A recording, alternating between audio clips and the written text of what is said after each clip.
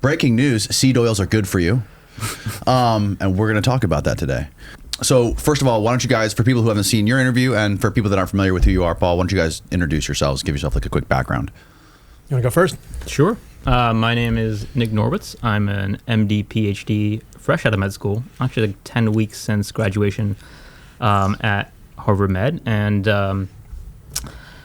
And my background is I got into speaking about metabolic health through a personal journey with inflammatory bowel disease at the end of college, in grad school, and before med school that really got me curious about the distinction between what we do in conventional medicine and what is, quote, evidence-based care, and what is actually the best care based on human physiology, and how we can bridge the gap between metabolism, physiology, science, and what's working for people, and modern medicine to actually just like help improve population metabolic health, which I don't think is controversial to say is not going in a positive direction right now. And you also did the famous Oreo versus statin thing we talked about. I'll never live that down. You did an experiment on yourself where you took statins for 30 days and then Oreos for 30 days, and Oreos dropped your cholesterol. So Oreos 16 days, statins for 6 weeks. This is actually like a good case in point, because one of the things that I find quite interesting is what gets talked about and what doesn't. We'll get into some examples of research and what gets, suppressed is a strong word, but just what gets amplified and what doesn't based on the incentive structures. So I was doing research in an area around lipids and cholesterol that I thought was fascinating. And I had this new tool at my disposal, social media, which, I don't have, multi-million dollars to do large trials. But I do have some tools, which are social media and then useful brands. So in order to amplify discussion around this area of research, we may or may not get into it, I basically formulated an experiment where I would test the cholesterol-lowering potential of Oreo cookies versus standard of care statin therapy. So it was originally going to be 2 weeks of Oreo cookies, then a washout period, and then high-dose statin therapy, so 20 mgs of Crestor. And I know how to dot my I's and cross my T's, so I got, an institutional review board letter exemption from Harvard, had my PCP ordering all my labs into my electronic medical record, had a career lipidologist, William Cromwell, helping me to design the study and write the paper, and then we executed it. And as predicted, a priori, the Oreos lowered my cholesterol by more than twice as much as the statin in about a third the time. And for me, it was a social experiment more than anything, because it was clearly engineered to be clickbait, obviously. And it's like, how can I use the tools provided by media and understand incentive structures and people's emotions to start a discussion around something that actually has a lot of nuance? So I think people in academia try to be idealistic and stay above, engagement tactics, and then end up kind of bitter and salty that they don't have a seat at the table and influence. And I think in the world we live in now, where there is clearly an uncomfortable collision, incursion event between like academia, conventional medicine, and the general public because of access to information, and social media, that's something we need to like understand and play with practically. Just because it's the ecosystem we now live in. And we have to do it responsibly and draw our own lines, but that was me just kind of playing with like, what kind of reaction can I get and how can I actually leverage this to amplify nuanced discussions and push forward research. I will tell you it's been a success. I want to get off this particular soapbox. We can return to it if you want, but I have reason to believe that it was we'll definitely get back to it, but I want to hear Paul's background. I'm a traditionally trained medical doctor. I was a physician assistant in cardiology before medical school. Then I went to medical school at the University of Arizona. Did my residency, unfortunately, at the University of Washington. Not that the University of Washington is unfortunate, but the fact that I did a residency is unfortunate. Why was that unfortunate? You go deeper down the rabbit hole and into a medical system that you realize is broken and doesn't really serve people. So when I was in medical school, I really liked internal medicine, but I didn't see it actually getting to the root cause of illness for humans.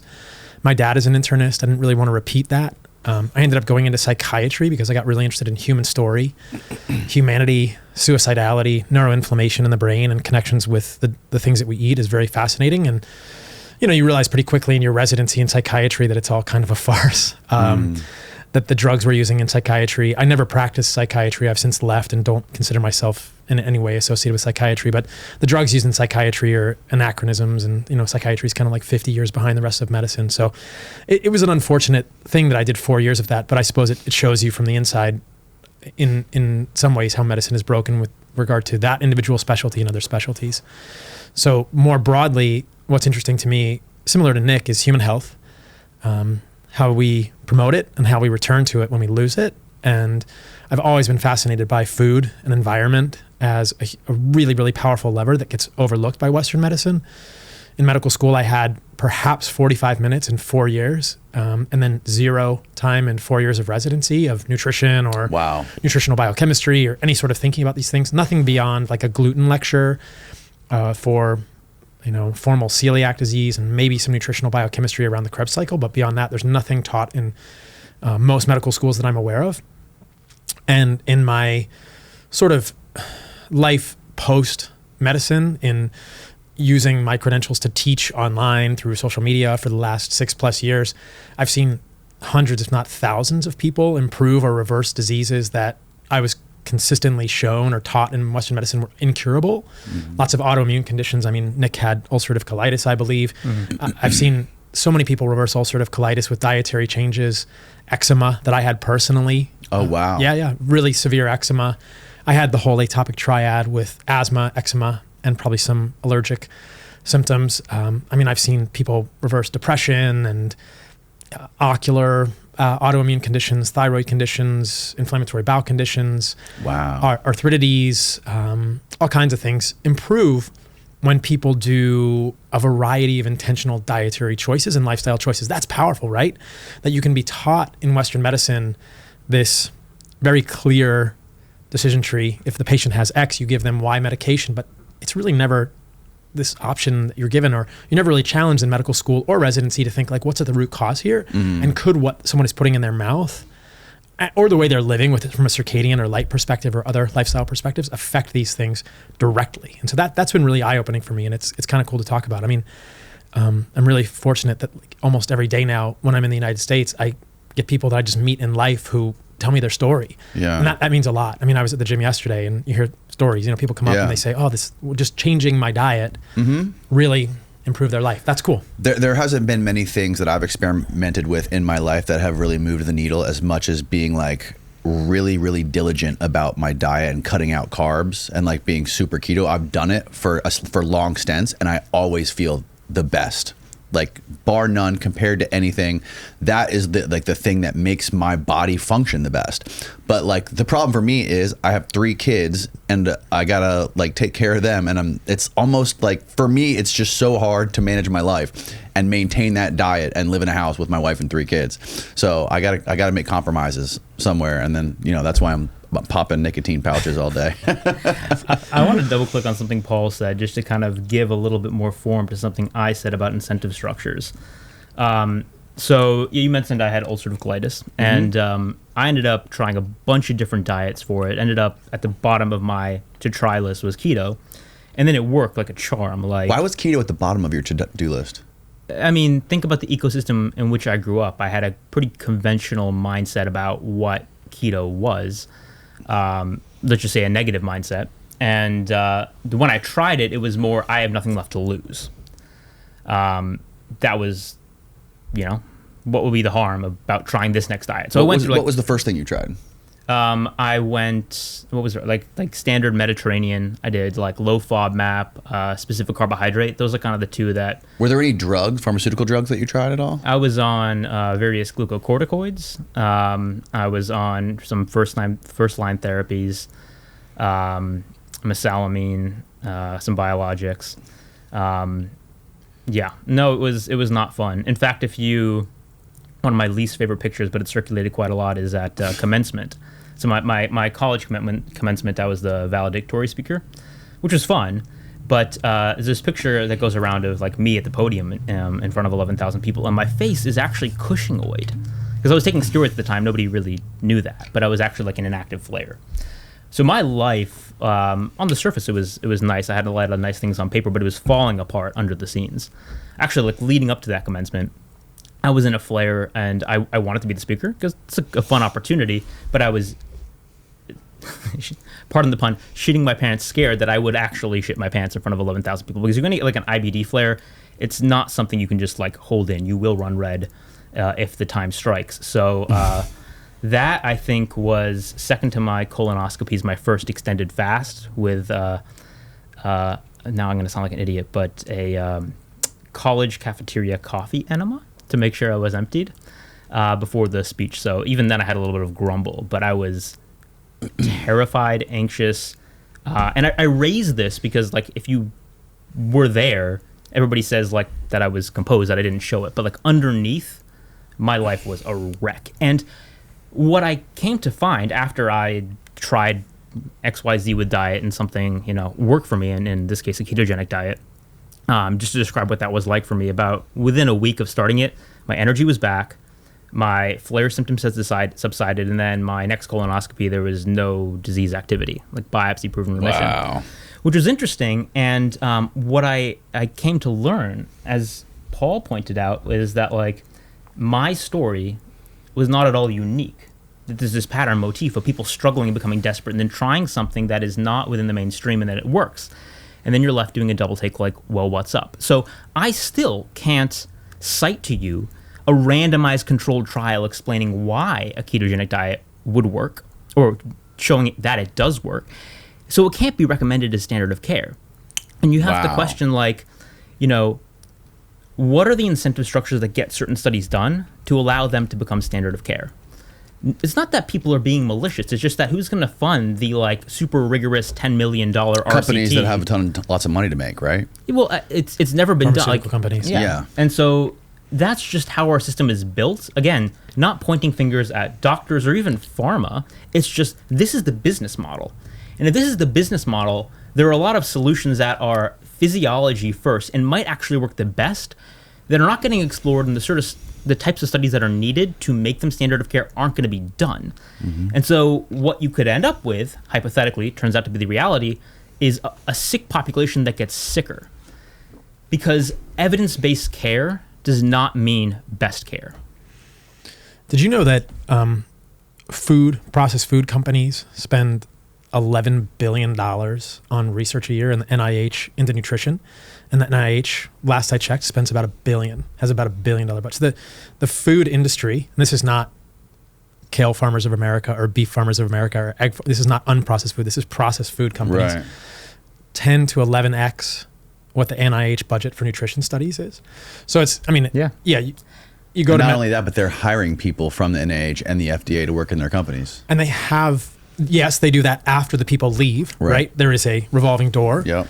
And for 70, 80 years, industry has had its fingers in academia and in policymaking. I mean, the influence of what we think of as healthy, or the food pyramid, or the whole ethos, the whole zeitgeist of what we've thought of as healthy as Westernized Americans, which is kind of the context that we all live in, has been influenced by companies for 80 years. I mean, this is why there is a almost indelible mark on our society now that meat and saturated fat, things that Nick and I both eat pretty good amounts of, are harmful for you. It's very hard to erase that sort of programming that we've had since Ansel Keys, since the 1950s, since Eisenhower. The 1950s, that's when R.J. Reynolds bought all these food companies, right? Yeah.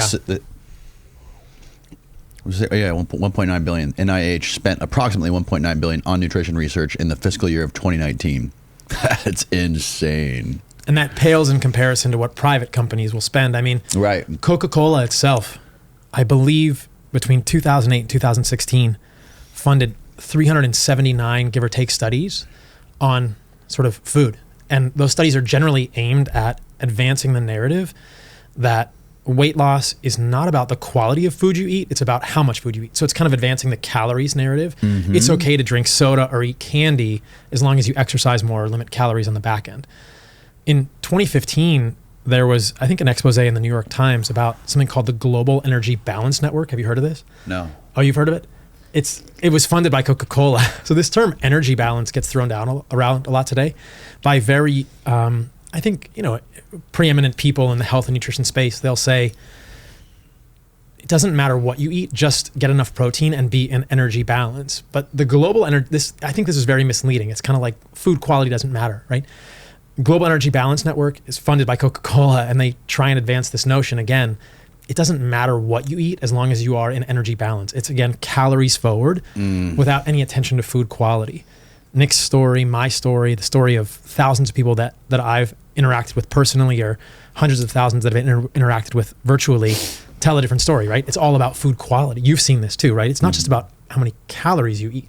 Right. It's about the quality of those calories. But there's something sinister going on beneath the surface. Right. Yeah, Global Energy Balance Network. Hey guys, if you're not already subscribed, please hammer the subscribe button below and hit the like button on the video. Back to the show. I would go a step further and say calories don't cause obesity. I agree with you. And I want to unpack that a little bit because I know where people's minds go and they have a visceral reaction. But I'm not saying calories don't matter. I'm not saying that. When you take the energy balance equation, calories in minus calories out equals weight change, what is that? That is a post hoc description of what happened. It is not in any way, shape, or form a biological explanation for obesity. So I'm not saying calories in, calories out is a wrong model for obesity. I'm saying it's not a model at all. It doesn't give you a physiologic explanation. And the narrative around calories, I think, is one of those things where with enough exposure, just the mere exposure effect, you start to internalize a message and then thinking gets shut down. Rather than thinking about the complex multifactorial cascade of factors that goes into determining what is ultimately the dependent variable, not the independent variable, the dependent variable, calories, it's easy to sweep it under the rug. I try not to ascribe intention to these things.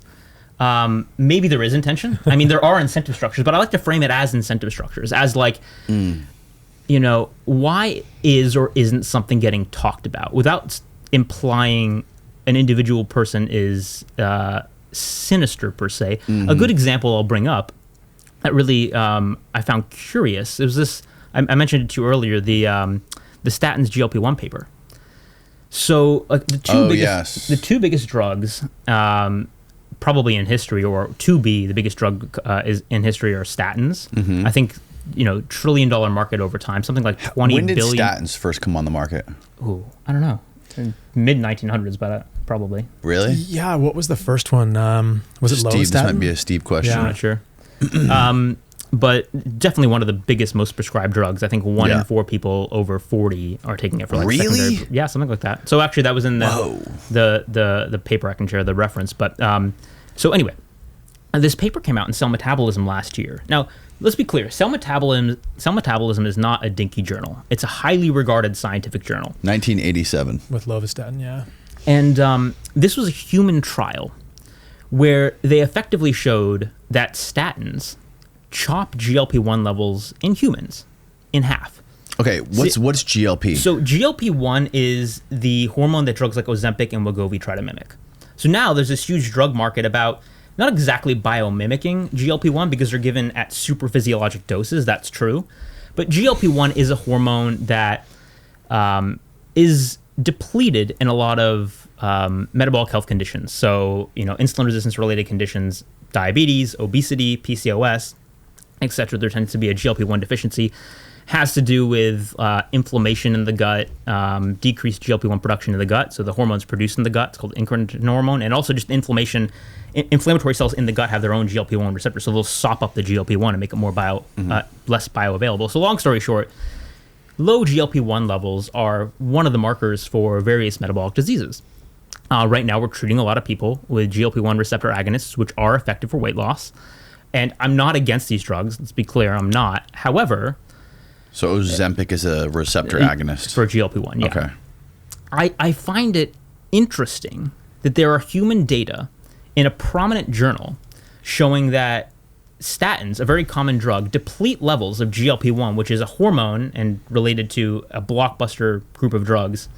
It cuts the levels in half. Steve, if you can bring up, there was like, it'll be say statin GLP-1 is the image, or figure 1H. It's a blue line and a red line. Yeah, that one. So this was from a human trial, a 16-week human trial with, I think it was 20 mg of atorvastatin versus control, if it's popping up. Those are the results. Mm-hmm. The red line's a statin. That's not subtle. It's not subtle at all.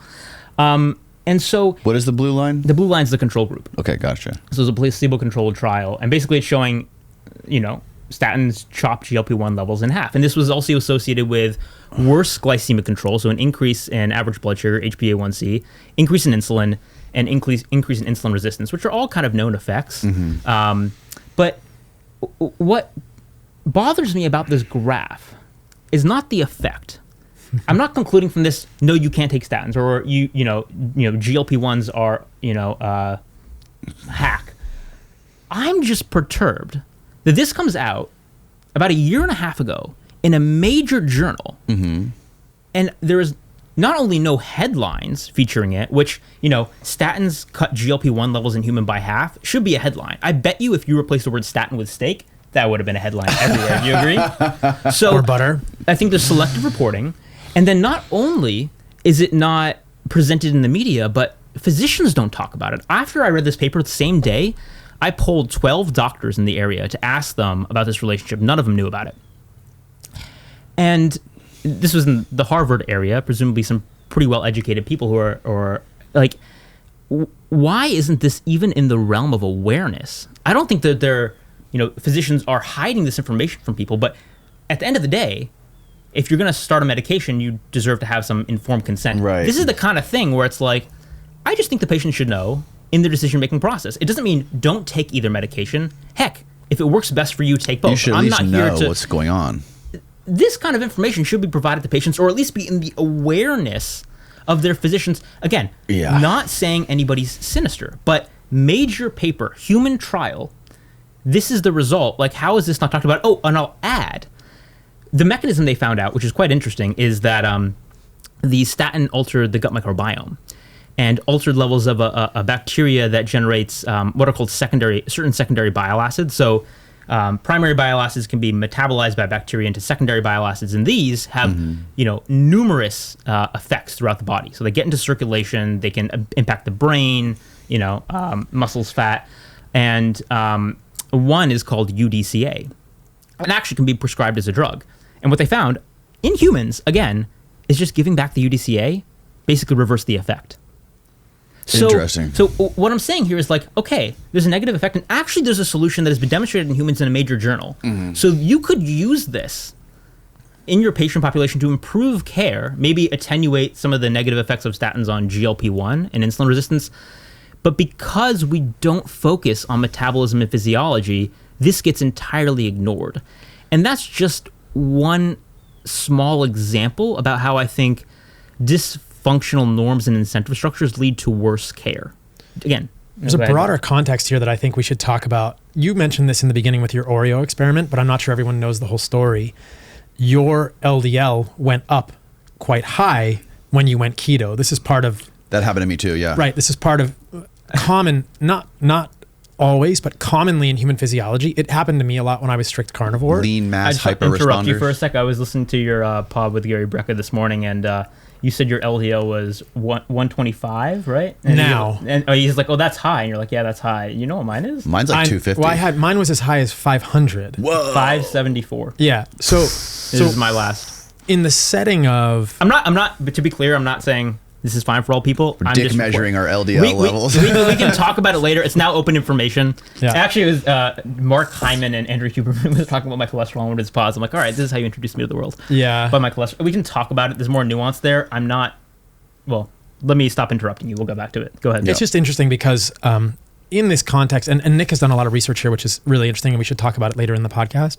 Mm-hmm. I think we've all experienced this sort of lean mass hyperresponder phenotype, and basically the idea, as I see it, and Nick can add context to this as he sees fit, is that in some individuals, particularly individuals who are lean and fit, when you move over to fat-based metabolism in a ketogenic type context, there are more energy moving molecules in the blood, and that LDL actually moves triglycerides and cholesterol. And so it's not uncommon in human physiology to see LDL go up as a physiologic, perhaps not pathologic response in a ketogenic diet. Whether or not this represents an increase in cardiovascular disease risk is the main question. Right. And the central question here, which is something that I'm thinking of as you're describing this paper and the response to it, or lack of response to it in the general sort of media space, is that ApoB and LDL, ApoB containing lipoproteins are, that's a broader term for LDL and other lipoproteins, which are broadly felt to be atherogenic. These are sacrosanct in Western medicine, and anything that challenges that hypothesis, this lipid hypothesis, is just disregarded or is not felt to be valid and is kind of cast out to the side. So it's quite interesting because that's a very central theme. If we'll talk about seed oils in this podcast, and it comes back to that same idea in many ways. ApoB I see as like a linchpin in Western medicine, and having my LDL go up super high, and then having it, I had a similar response to Nick's. I mean, I eat carbohydrates now. I don't eat carbs. When you mentioned that you like fruit, I eat fruit and honey, right, and milk. So milk has lactose, but You're not eating bowls of cereal. I don't eat bowls of cereal or rice or oats or pasta. And there's different responses to different grains, perhaps based on their processing. So, and processed carbohydrates, processed sugars probably react differently in the human gut than fruits and fruit juice. But so I include carbohydrates in my diet now. I found for myself, after a year and a half of long-term strict carnivore, so meat and organs and fat, that my eczema got better, but my electrolytes did not stay within normal limits. Right. It turns out that there is a need for insulin signaling at the level of the kidney to resorb certain electrolyte molecules. Yes. And that a lot of people, not everyone, some people probably do better with long-term strict keto than others. I had massive electrolyte imbalances that were resolved when I added carbohydrates back. My immune conditions did not come back with the addition of fruit and squash and honey, but I know that for me, if I include things like tomato, for instance, which is technically a fruit, but within this nightshade family, that I will get a recurrence of eczema. So some things... Interesting. This is what's interesting, and what I've kind of seen over the years is that for people who have autoimmune conditions, inflammatory bowel diseases, eczema, skin conditions, psoriasis, there are some foods that are widely considered to be healthy that can be triggers for some people. And that's just that's something that I was never taught in medical school. And it's probably not something that everyone needs to worry about, but if people have unresolved autoimmune conditions, it's something to be aware of. More broadly, I think the LDL conversation is that in Nick's case, and again, I'll let him add context here if I'm leaving anything out. And in my case also, strict keto leads to a lean mass hyperresponder, quote, rise in LDL. We can talk about cardiovascular implications for that later in the podcast, but the addition of carbohydrates, whether it's fruit and honey and squash or Oreos, then changes your physiology. You're no longer in ketosis, and the LDL can come down. So that just so people understand that's probably what happened to Nick with his Oreos in the beginning, which is this really sort of viral illustration of the fact that you can lower LDL just by changing your macronutrient ratios.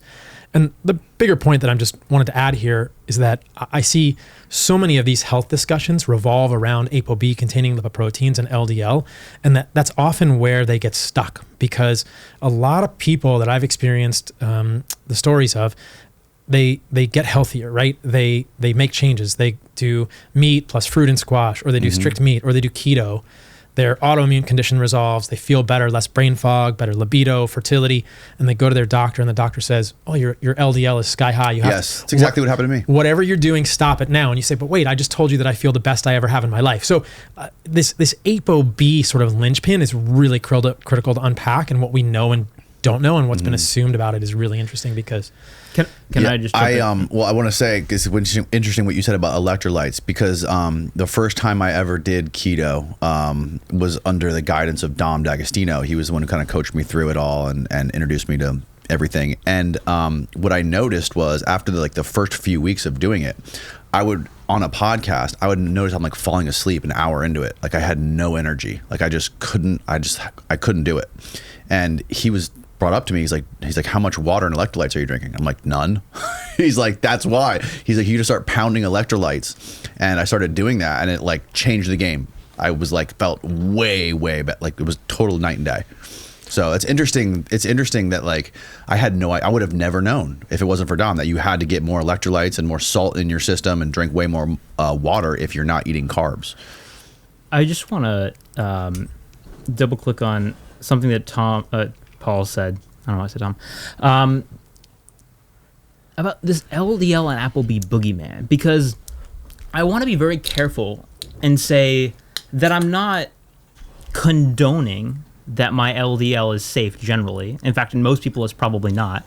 But there's the curiosity that gets piqued, or should be piqued, when you have a patient who has normal LDL, and then their LDL quintuples with a dietary shift. Like, this doesn't happen. This is not known to happen. In fact, familial hypercholesterolemia, which you can tell it's a genetic disease, familial inherited, Right. is now, I believe, diagnosed based on just like a threshold blood lipid level. So an LDL above 190, they just assume it's genetic and familial. And you can get, diagnosed with FH, and then, treatments ensue. Anyway, point being, isn't it interesting, just intellectually, that I and other people like me can manipulate our LDL levels fivefold with dietary shifts, more than standard of care treatment, multi-billion, maybe trillion-dollar drug industry. Right. And I said earlier that I think the Oreo versus statin had a positive impact. I think it had a positive scientific impact. Actually, we've gotten funding to do more trials because of this, more partnerships.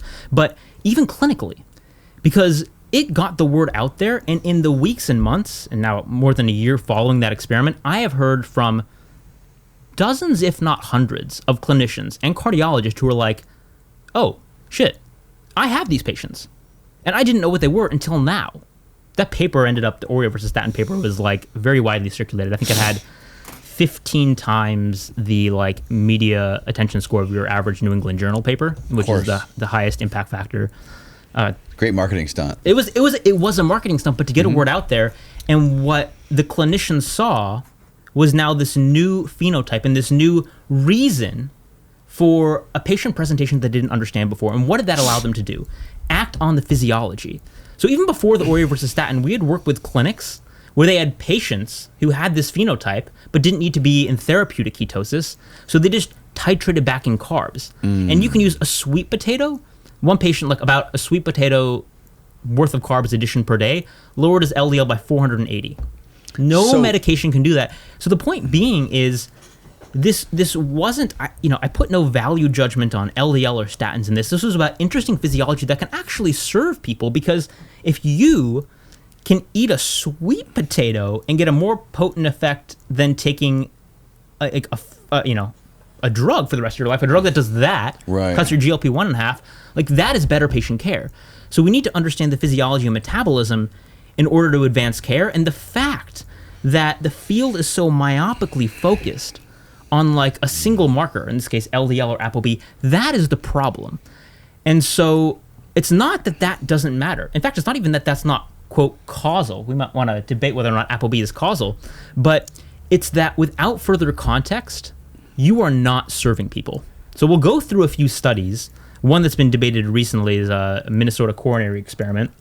And the reason I bring that up is I was rereading it yesterday. It was a paper by Ramsden et al. Originally, this study was done decades ago, a long-term randomized controlled trial. But it was on seed oils, and actually not a seed, corn oil versus a higher saturated fat diet. It turns out the spoiler alert, the corn oil diet ended up doing quite poorly. But the conclusions, if you actually read the paper, weren't that omega-6 is terrible, saturated fat is good. No, the researchers just said things like there are different physiological reasons for LDL to change. This matters. This context matters. And I think the final lines of the paper, Steve, can you bring up, there's a Minnesota end quote? We can actually get into the study. It's the third one down in the top left. Now, you were talking about titrating in carbs to a keto diet. Yeah, I just want to quickly read this quote because I think it's really important to frame our whole discussion and the angle I'm trying to take. This is what the paper ended on. Given the limitations of the current evidence, the best approach might be one of humility, highlighting limitations of current knowledge and setting a high bar for advising intakes beyond what we can provide for natural diets. So I'll just frame up right now. We may end up debating this, but I'm not against omega-6. I don't think walnuts are terrible, but I think by the same token, butter, saturated fat-rich whole foods are probably also very healthful. I was doodling out, how I think about this. Can you bring up, Steve, seed oil map complex? It's in the top left. That's a simple one. The one above it. The one above it. So I was drawing this doodle on the way to the airport about the way I think about seed oils. We might end up touching on a lot of this. People don't need to understand it. The point I want to make right now is I doodle out that and come to the conclusion, wow, there's so much we don't know about this. And I think one thing I want to do, this has been a long preamble to get to the seed oil topic, but my mission, I guess, is not to say good or bad, but to wrap context around this and give people like an awe and humility for how interesting and complex the biology is. Because right now we just hear, clickbait taglines and people are very attracted to simplicity. But I really feel that there is a growing community of people who like hunger for nuance and respond to it. So that little doodle can be a framework we come back to, but I've been on my soapbox for too long. I'll pass it back to you. Nuance doesn't get views. That's the problem. But it can. I think if you can be provocatively reasonable. Yes. That's what I try to play with. That's why I'm even like playing with social media in the first place. Is like, oh yeah, you need an engagement tactic. Harvard scientist eats Oreo cookies. Great clickbait. Yeah. But does the clickbait, is it then followed by something with depth? So you do need to pay homage to the clickbait gods or whatever. But that doesn't mean you can't use that as a tool to really advance conversations and research. Totally agree with you. I just challenge people to really hear the words that are going to be coming out of our mouths and the rest of this conversation. So before we get to seed oils, I want to ask though, is LDL bad? If you have high LDL, is that bad? See, Nick sort of foreshadowed this. My perspective, Nick can add if he feels differently, is that it's contextual, right? And this is a really, really important question. It's a really important question. As Nick has suggested, the statin industry is potentially $1 trillion industry. There are a lot of financial zeros on the line here if LDL is not all it seems. The mainstream medical perspective is that LDL and ApoB containing lipoproteins are atherogenic. They are bad. They directly cause atherosclerosis. Yes. I don't agree with that. Based on what I've seen, I think it's much more nuanced and contextual. Broadly, when I look at the evidence with ApoB and LDL, we can just use one of those terms moving forward. In humans who demonstrate markers suggestive of insulin sensitivity, metabolic health, there is a different effect, cardiovascular sort of correlate for LDL levels than there is in people who are metabolically unwell. If you are a diabetic and you have a high LDL, that does seem to consistently represent a significantly increased risk of cardiovascular disease. In some cases, 4 to 6x, right? Wow. A low LDL. If you are metabolically healthy, which is something that we can really only achieve proxies for, whether it's an HDL or, unfortunately, very few studies are done with fasting insulin. I think if studies were done with fasting insulin, that's probably the best marker. Fasting insulin. That's an easily obtainable blood marker. I'm actually not familiar with a single study that's done with fasting insulin, but if you look at things that approximate insulin or you use that as sort of a third variable, anything that approximates insulin sensitivity, you see a markedly attenuated relationship between LDL levels and increased cardiovascular risk. And so I think that there's a question, to me, if something is causal, you get into this sort of semantics of what is causality, right? Is something consistently associated with a process enough to claim causality? I have my brain is simple in this respect. I think if something causes it, then LDL must be enough to initiate atherosclerosis on its own. And if you're saying LDL causes atherosclerosis, the associated inference is that more LDL is always bad. And that's really the relevant clinical question is, if you, Danny, go and eat a ketogenic diet and your LDL goes up, does that represent an increased risk of cardiovascular disease for you? Is that something we need to be aware of? Or if you become more metabolically healthy because you're getting rid of garbage foods, if you're getting rid of, quote, carbs, right? Yeah. And you become more metabolically healthy with a higher LDL, right? Is it possible that your cardiovascular risk is the same or lower? Now, so this is where the nuance comes in. I think it's very contextual. And like I said, if you stratify the relationship between LDL and cardiovascular disease, there's a marked attenuation when people are insulin sensitive. Interesting. Versus insulin resistant. So, and the best way to determine whether or not you're getting the LDL is really affecting you is to get the CT angiograms where they can they basically put you inside of a CT scan with dye in your arteries and see how much plaque you have. Probably the best imaging, that you could do is a CT angio. I mean, there's something called a CAC, but it's not the same test. The only problem with the CT angio is you got to go in that freaking cancer machine. They radiate. It's a lot of radiation. Right. Yeah, you don't want to do it. Above age 40, a CAC is pretty good in terms of, let's say, a warranty on your heart. I got a CAC and it said it was 0. Yeah. But I also, I think it might have been Dom who told me this, that his parents got a CAC and it was 0. And then they also went and got a CT angio right after. And it said they had I don't know if it might have been somebody else. And they said that the CT angio, they had a high amount of plaque, but their CAC score was still 0. Yeah. Depends what algorithm they use to interpret the CT angio. You're getting dangerously close to things that I'm not supposed to talk about until Friday. I can talk about it. I can talk about what you know. A couple things I want to poke at. We can come back to the CAT thing later. I actually want to put on my Jade Tower academic prude hat for a minute for a purpose. Ivory Tower? Ivory Tower Harvard prude hat. So, Paul, you effectively said ApoB is not causal. And you've said that, right? I don't believe ApoB is cause. I don't believe there's enough evidence to suggest that ApoB is causal. Okay. Which means what again? So necessary but not sufficient. It's okay. But the way you described it seemed like you were talking about. So let me unpack these terms. Causal definitionally, and this is important. Definitionally means it is necessary and part of the causal cascade. Effectively. When you say ApoB, you mean LDL. We should probably define these. Yes. ApoB is stands for apolipoprotein B. Yes. It is an apolipoprotein on LDL particles. So there are more particles than just LDL. It's a proxy of LDL.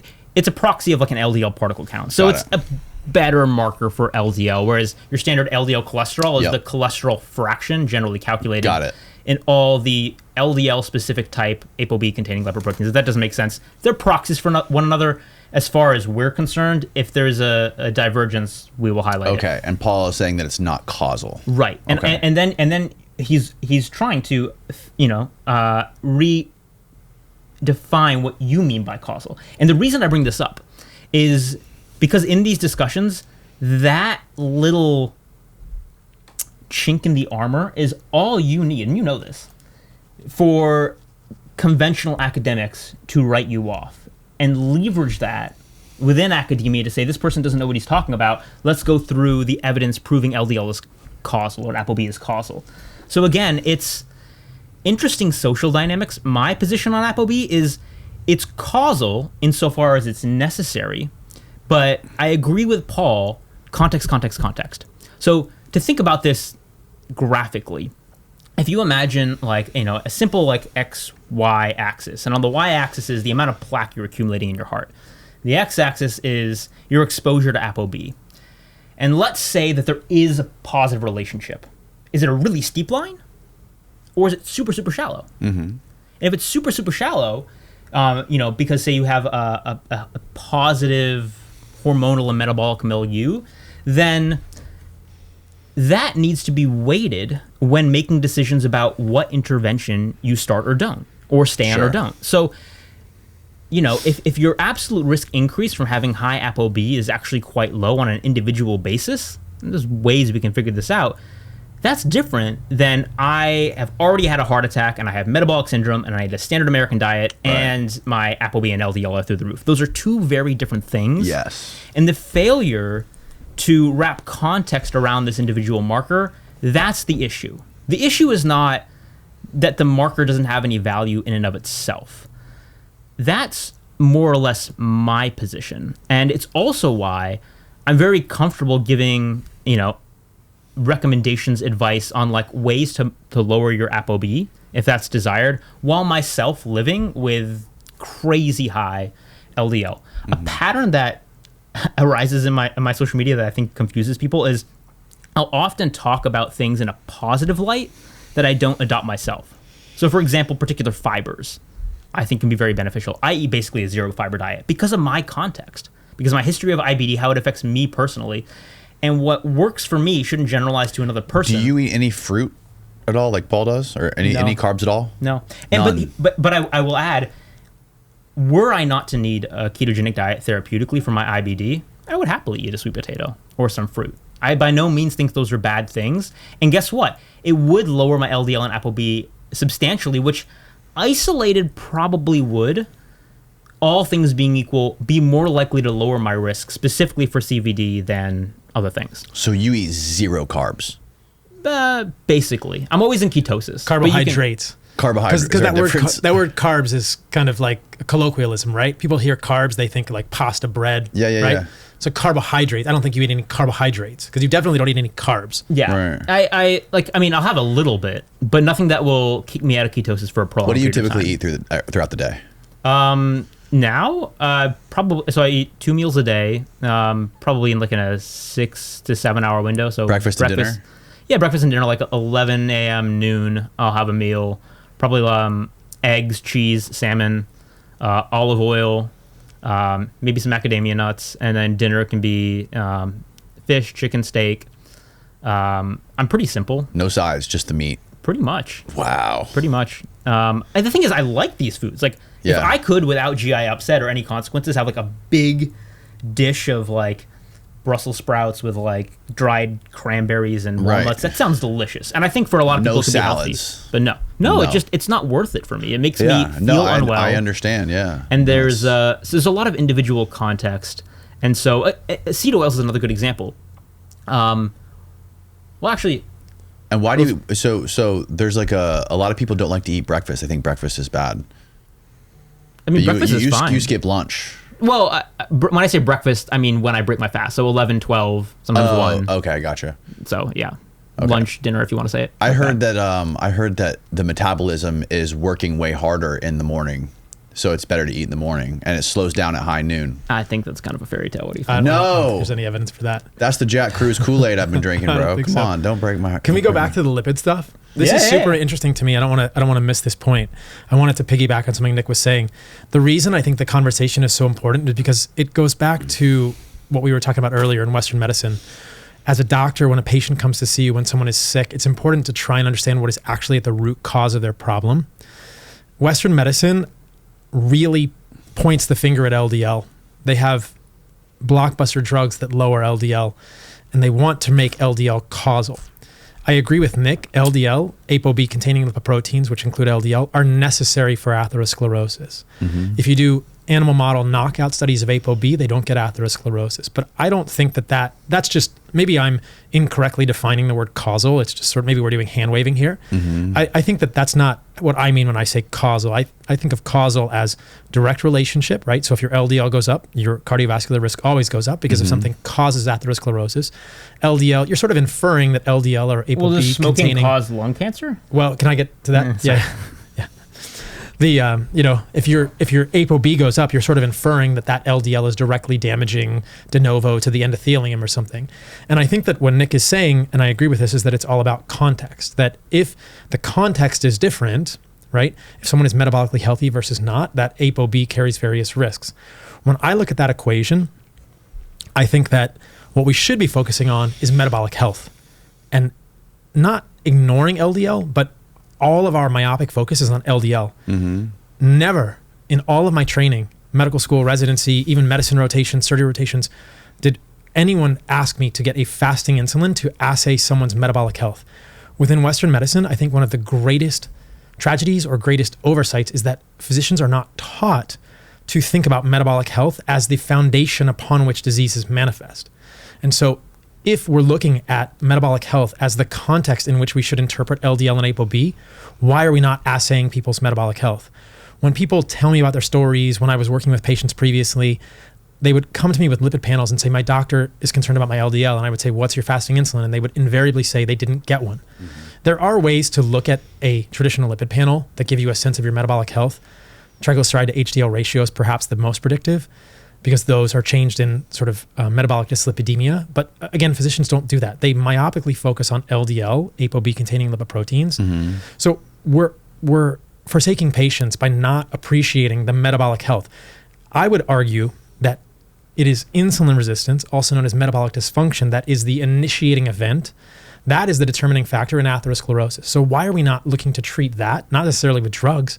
Let's ask the questions around what causes metabolic dysfunction in diet and lifestyle. That's where we need to go. That, for my money, that's where the return is, right? That's the $64,000 question that very few in Western medicine are asking, and none in the traditional medicine world are being taught to ask, right? What causes metabolic dysfunction? I think most people would agree metabolic dysfunction, synonymous with insulin resistance, is at the root of so many chronic diseases. That is reversible. Nick and I have seen that myriad times. You can reverse metabolic dysfunction. So why are we not thinking about that first? And if that determines the context in which your LDL levels should be interpreted, why is that not the first thing we're thinking of? And if the context of LDL determines its cardiovascular risk, then LDL is not really, doesn't make sense. That doesn't make sense to me in terms of linguistics for it to be causal. Yes, it's necessary, not causal. That's how I think about it. Again, we can get into like this splitting hairs. What does the word causal mean? But I think that this is a clarion call that we need to do a much better job in Western medicine, understanding someone's baseline metabolic health, how to get there and how to get back there, and what makes us less metabolically. That's the most interesting question to me. How important is the Lp(a) marker? Ooh. So this is an interesting one. I mean, Nick can speak to this also, because in the study that he recently did, they stratified this also. The way that I see Lp(a), this is lipoprotein a. It's essentially an LDL molecule with an extra little protein on the outside called an apolipoprotein a. And as I understand it, that is sort of a mop for oxidized phospholipids in the human blood. Okay. Now, oxidation. Okay. So oxidation is essentially loss of electrons. It's rusting, right? It's rancidity. Right. Yes. It's damage of phospholipids. This is starting to sort of look toward the seed oils conversation, because when we get to the seed oils conversation, we will be talking about susceptibility or propensity for oxidation, right? Which is loss of electrons. That's what we think of technically from an organic chemistry perspective when we say oxidation. So phospholipids are these molecules that make up the membranes of your cells, and LDL is a membrane-bound vesicle, and it has phospholipids in the membrane. It also has proteins in the membrane, other compounds in the membrane, but Lp(a) looks to be a mop, a sort of cleaning service for oxidized phospholipids. I think there are two scenarios for Lp(a). Nick can add if he disagrees with this or wants to add any more to this, or he sees it differently.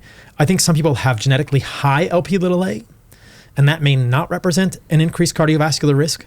But if your Lp(a) goes up acutely, that may suggest an increased burden of oxidation in your phospholipids, and that is suggesting an oxidative stress. And that is indicative of increased cardiovascular risk. Does that make sense? Yes. So in the study that Nick did, and again, Nick should talk about this because he'll be more equipped to do it, there actually was not a distinct correlation between the levels of Lp(a) and the plaque score. Interesting. And that's interesting to me, because Western medicine, again, says Lp(a) horrible 100% of the time, but I think there's more nuance here. So I think there's two scenarios for Lp(a). If you know your baseline and you see it acutely rise and you started smoking, or perhaps you started guzzling soybean oil and you're making your cells and your membranes more full of susceptible, fragile lipids, then an increase in Lp(a) can be problematic. But I'm not convinced that a baseline high level of Lp(a), which could be genetic, necessarily indicates that you have this burden of oxidized, that is damaged membrane components. I've only got my Lp(a) measured once. I don't, because it's expensive. Yeah, it's and like generally it's recommended to get it once because it's assumed to be static, which it is it's more assumed resistant to be static. It's more resistant to change generally than, say, LDL. You can lower it with more saturated fat. So is a lower Lp(a) good? Genetically, conventionally, I would say on balance, yeah. Like I have a very high Lp(a). I inherited it from my dad. It's known as what are called Kringle repeats. So basically, Paul was describing Lp(a) quite nicely. It's like an LDL, but it's got a little tail. It's called an Apple(a) tail. And the tail is determined by how many what are called Kringle repeats you inherit from one or both of your parents. And the longer tails get the particle gets degraded, or the precursor to the particle gets degraded earlier. So the shorter tails, there tend to be higher levels, and they actually tend to be more damaging on balance. I'll get back to Lp(a) in a sec, but I just want to finish the conversation and thought around semantics. I don't want to beat a dead horse on this, but just from my position, I think causal and most important gets confused. So like insulin sensitivity, metabolic health, I think it's most important. Agreed. I still think ApoB is, quote, causal, but that doesn't mean it's most important. It's the same with terms like evidence-based, quote unquote, and, best medicine. Evidence-based medicine is not necessarily the best medicine. So these are things that people get caught in these buzzwords without thinking, what do they really mean? So like for evidence-based medicine, it's like, well, have we checked the boxes on this type of intervention? Not actually, does the intervention help the individual patient or the most people? Actually, there was a Nature letter in 2015 by Nicholas something I was reading the other day. Is I think the top 10 highest grossing drugs help between 1 in 4 and 1 in 25 people who take them. Now, the reason that's important is because you can run a double-blind, multi-million-dollar RCT, get statistically significant results, and like sell a product, and it can still not help most people. But what we do, and this is how medicine is built right now, is like we take a heterogeneous group of people and do what's considered a, quote, gold standard, and then prescribe the outcome to everyone without looking at the individual context. Right. So the theme that keeps coming up is context, context, context. Now, I will hit LP Linoleic quickly, but I then want to... This is like with the Human Genome Project was doing this thing where they basically take people's DNA and they come up with like custom tailored treatments for them. Like if you have a cancer or whatever, they take your DNA and they like figure out the exact type of drug or therapy to like target exactly what's in their body dependent on their biology. It's like a custom... The degree to which we're getting more resolution on not just the genome, but and on multi-omics. So multi-omics like transcriptome, proteome, genome, microbiome. Actually, forgive me, one more quick tangent, but this is super cool. One of my favorite labs is the Snyder Lab at Stanford, who are like kings at multi-omics. They had a paper last year in Nature Biomedical Engineering. How many types of type 2 diabetes are there, Paul? How many types of type 2 diabetes? Yeah. Are we back to linguistics? It's a read my mind question 4.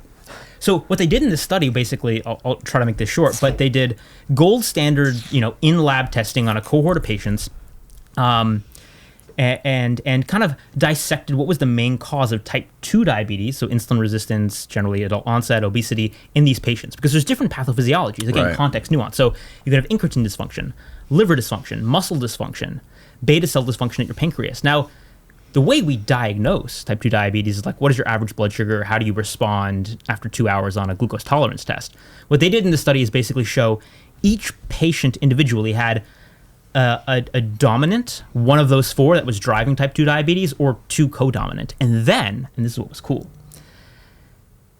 you can't do this kind of those kind of lab tests clinically on patients, but they use machine learning and AI to then take the patients, put CGMs on them, and then the CGMs were able to decode from the shape of the CGM curve what the specific underlying pathology was driving type 2 diabetes in that individual patient. Oh, wow. So as we evolve with AI, machine learning, biomonitoring tools, and the reason I'm going on this tangent is I think, and I want to see if Paul agrees, we're going to see a transformation in how medicine is practiced, moving away from, quote, gold standards RCTs, which use heterogeneous groups of people, moving towards personalized medicine focused on physiology like that. Because now we're getting the tools to measure these things and act on them. And quickly on LP Linoleic, because it's a fascinating story, I'm personally more concerned about it, I'll just give my high-level opinion, than LDL particles. But there's some really interesting work, if people want to go down a rabbit hole. I wrote a newsletter and did a video on it that I can share with you, so I don't go on too long right now, but about LP Linoleic as basically a wound-healing surrogate, evolutionarily, for vitamin C. You know about this Pauling work? A little bit. So yeah, Linus Pauling, who smart guy, 2 Nobel Prizes. In the 90s, him and his colleague, Dr. Rath, developed this idea that LP Linoleic arose as a replacement for vitamin C. So most mammals can synthesize vitamin C, humans can't. And a few other animals can't, like the European hedgehog. And basically, vitamin C has wound-healing properties. LP Linoleic also has wound-healing properties. So if you get a cut, you want to like heal up quickly, evolutionarily, scar, don't bleed to death, yada, yada, yada. First, the evolutionary pattern is fascinating because LP Linoleic arose independently in those organisms that lost the ability to synthesize vitamin C. And there's a lot of overlap. And the reason I bring this up is because some people think that if you take high dose vitamin C and also L-lysine, has to do with how the Lp(a) actually binds, called lysine binding sites. You could effectively reduce the stickiness of the Lp(a). So there might be ways, again, beyond the quote gold standard evidence-based RCT yada yada, that you could potentially attenuate your Lp(a) risk. I think first and foremost, agree with Paul, being metabolically healthy. But beyond that, there's some really interesting physiology that we can talk about. The last thing I'll say about Lp(a) is, isn't it interesting that 10 years ago nobody talked about it, and now everybody's talking about it? And it just so yeah. Really? I was surprised. It was on my Substack, the most popular newsletter I ever wrote. Really? On a pretty, what would seem like an esoteric topic. I never hear anybody talk about it. So many people were fascinated by it. The observation I'm making, again, incentive structures. 10 years ago, people didn't talk about it. Now, there are New England Journal trials on 5 different medications targeting it. Interesting. So, incentive structures is a point that I keep coming back to. Mm-hmm. Not people being sinister or, corruption scandals, just simply incentive structures. I think we need to understand that, be it science, medicine, influencers talking, in order to really understand the nuances of the debate. But should we get into seed oils? Can we get into metabolic health real quick? Yeah. I just want people to understand, because we touched on this a little bit. I think people are probably, you and I clearly agree that the most important thing is to be metabolically healthy. And I just want people to understand that most doctors do not test for this, but it's super easy. It's a fasting insulin test. It's you fast overnight, you get an insulin level in the morning. It's not perfect. If you pair a fasting insulin with a continuous glucose monitor, you mentioned those earlier, you have sort of a fasting insulin and you have a proxy for a postprandial insulin with the postprandial glucose. So you can look at the shape of your CGM curve. And I think those two things, a fasting insulin will cost you $30 if you pay cash. And if you look at the distribution of fasting insulin, I think the average in the States is like 9 micro IU per ml, but there are other metrics that suggest that 90+% of the United States is metabolically unwell. So I think it's reasonable to suggest to people, just to give guidance, that you want your fasting insulin to be far below 9. I think the best level is probably below 5. Most of the time when I check mine, it's less than 3. And again, fasting insulin it's a $30 test. You can get it online. Although it's democratized, lab companies now, if your doctor won't order it for you, you need a new doctor. I think that if every doctor ordered a fasting insulin, you can immediately get a sense of where you are on some sort of a metabolic health curve. No test is perfect, but it's pretty darn good. Pop the hood, oil, check the dipstick. Okay, you're good. You got a fasting insulin of 4.5, not bad. It should be below 5 what? What is the measurement? It's micro IU per ml. I have to say one more thing before we get to seed oils around psychiatry. And I just think this is really important for people to hear, because the diseases we battle with, when you don't have this metabolic mechanistic picture, they become ephemeral and abstract. And nowhere is that a bigger problem than in psychiatry. Paul was talking about his training, and the nature of the field is that every diagnosis is clinical. You don't really go with biomarkers. And, because the brain is such a black box, it leads people to thinking that like the brain and the mind, which is emergent from it, isn't just a metabolic organ and phenomenon. And so the emerging research, this is one of the areas I find most fascinating, is like how brain metabolism influences the human mind. So I'll give a couple examples, both out of like top papers that came out this year in 2025. One was on autophagy in the brain. Something really interesting. Which means what? Basically, it's a cellular recycling process where you like break up and clean things. People often associate it with like fasting. There was a study, I think it was in Nature.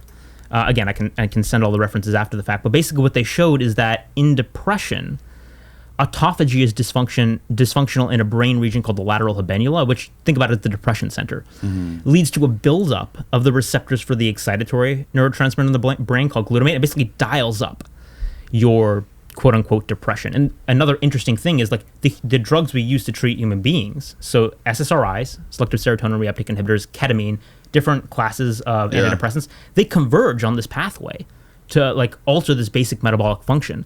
Or another example, again, this is all like literally the Cell Science Nature Press 2025 data. There was another one, Paul, I'll have to share this one with you, you'll love it, but on a neurotransmitter called homovinylic acid, which is in the dopamine pathway. Now, a pet peeve of mine is when people say 90% of the serotonin is made for the gut, therefore it's good for your brain to make gut serotonin. Serotonin doesn't cross the blood-brain barrier. Homovinylic acid does. Interestingly, in humans, homovinylic acid levels are low in depression. And there's also decreased levels of the gut bugs that make this neurotransmitter. So there's neurotransmitters made in the gut. It goes to the brain, and it can alter mental function. We know it's low in humans with depression. And in animal models, where you can chop off heads, do brain staining, animal models of depression, just giving homovinylic acid or either of the gut bugs is sufficient to reverse depression phenotypes. Whoa. So again, it can't be considered quote unquote gold standard, evidence-based medicine, because there hasn't been a human RCT because nobody's funded and done that. But the fact, first of all, the physiology is incredible that your diet, the way you live, can change your gut bacteria. Those gut bacteria make a neurotransmitter that we know can cross the blood-brain barrier and alter the mind. What more link do you need to say, yeah, what you do in your lifestyle, how you sleep, eat, live, affects the mind? And I think once we can, people can internalize just how much lifestyle impacts the roots of the tree of metabolic diseases, and that manifests in all the metabolic diseases: obesity, cardiovascular disease, depression, Alzheimer's, you name it. Right. Highlighting that importance is, I think, somewhere where we're unified.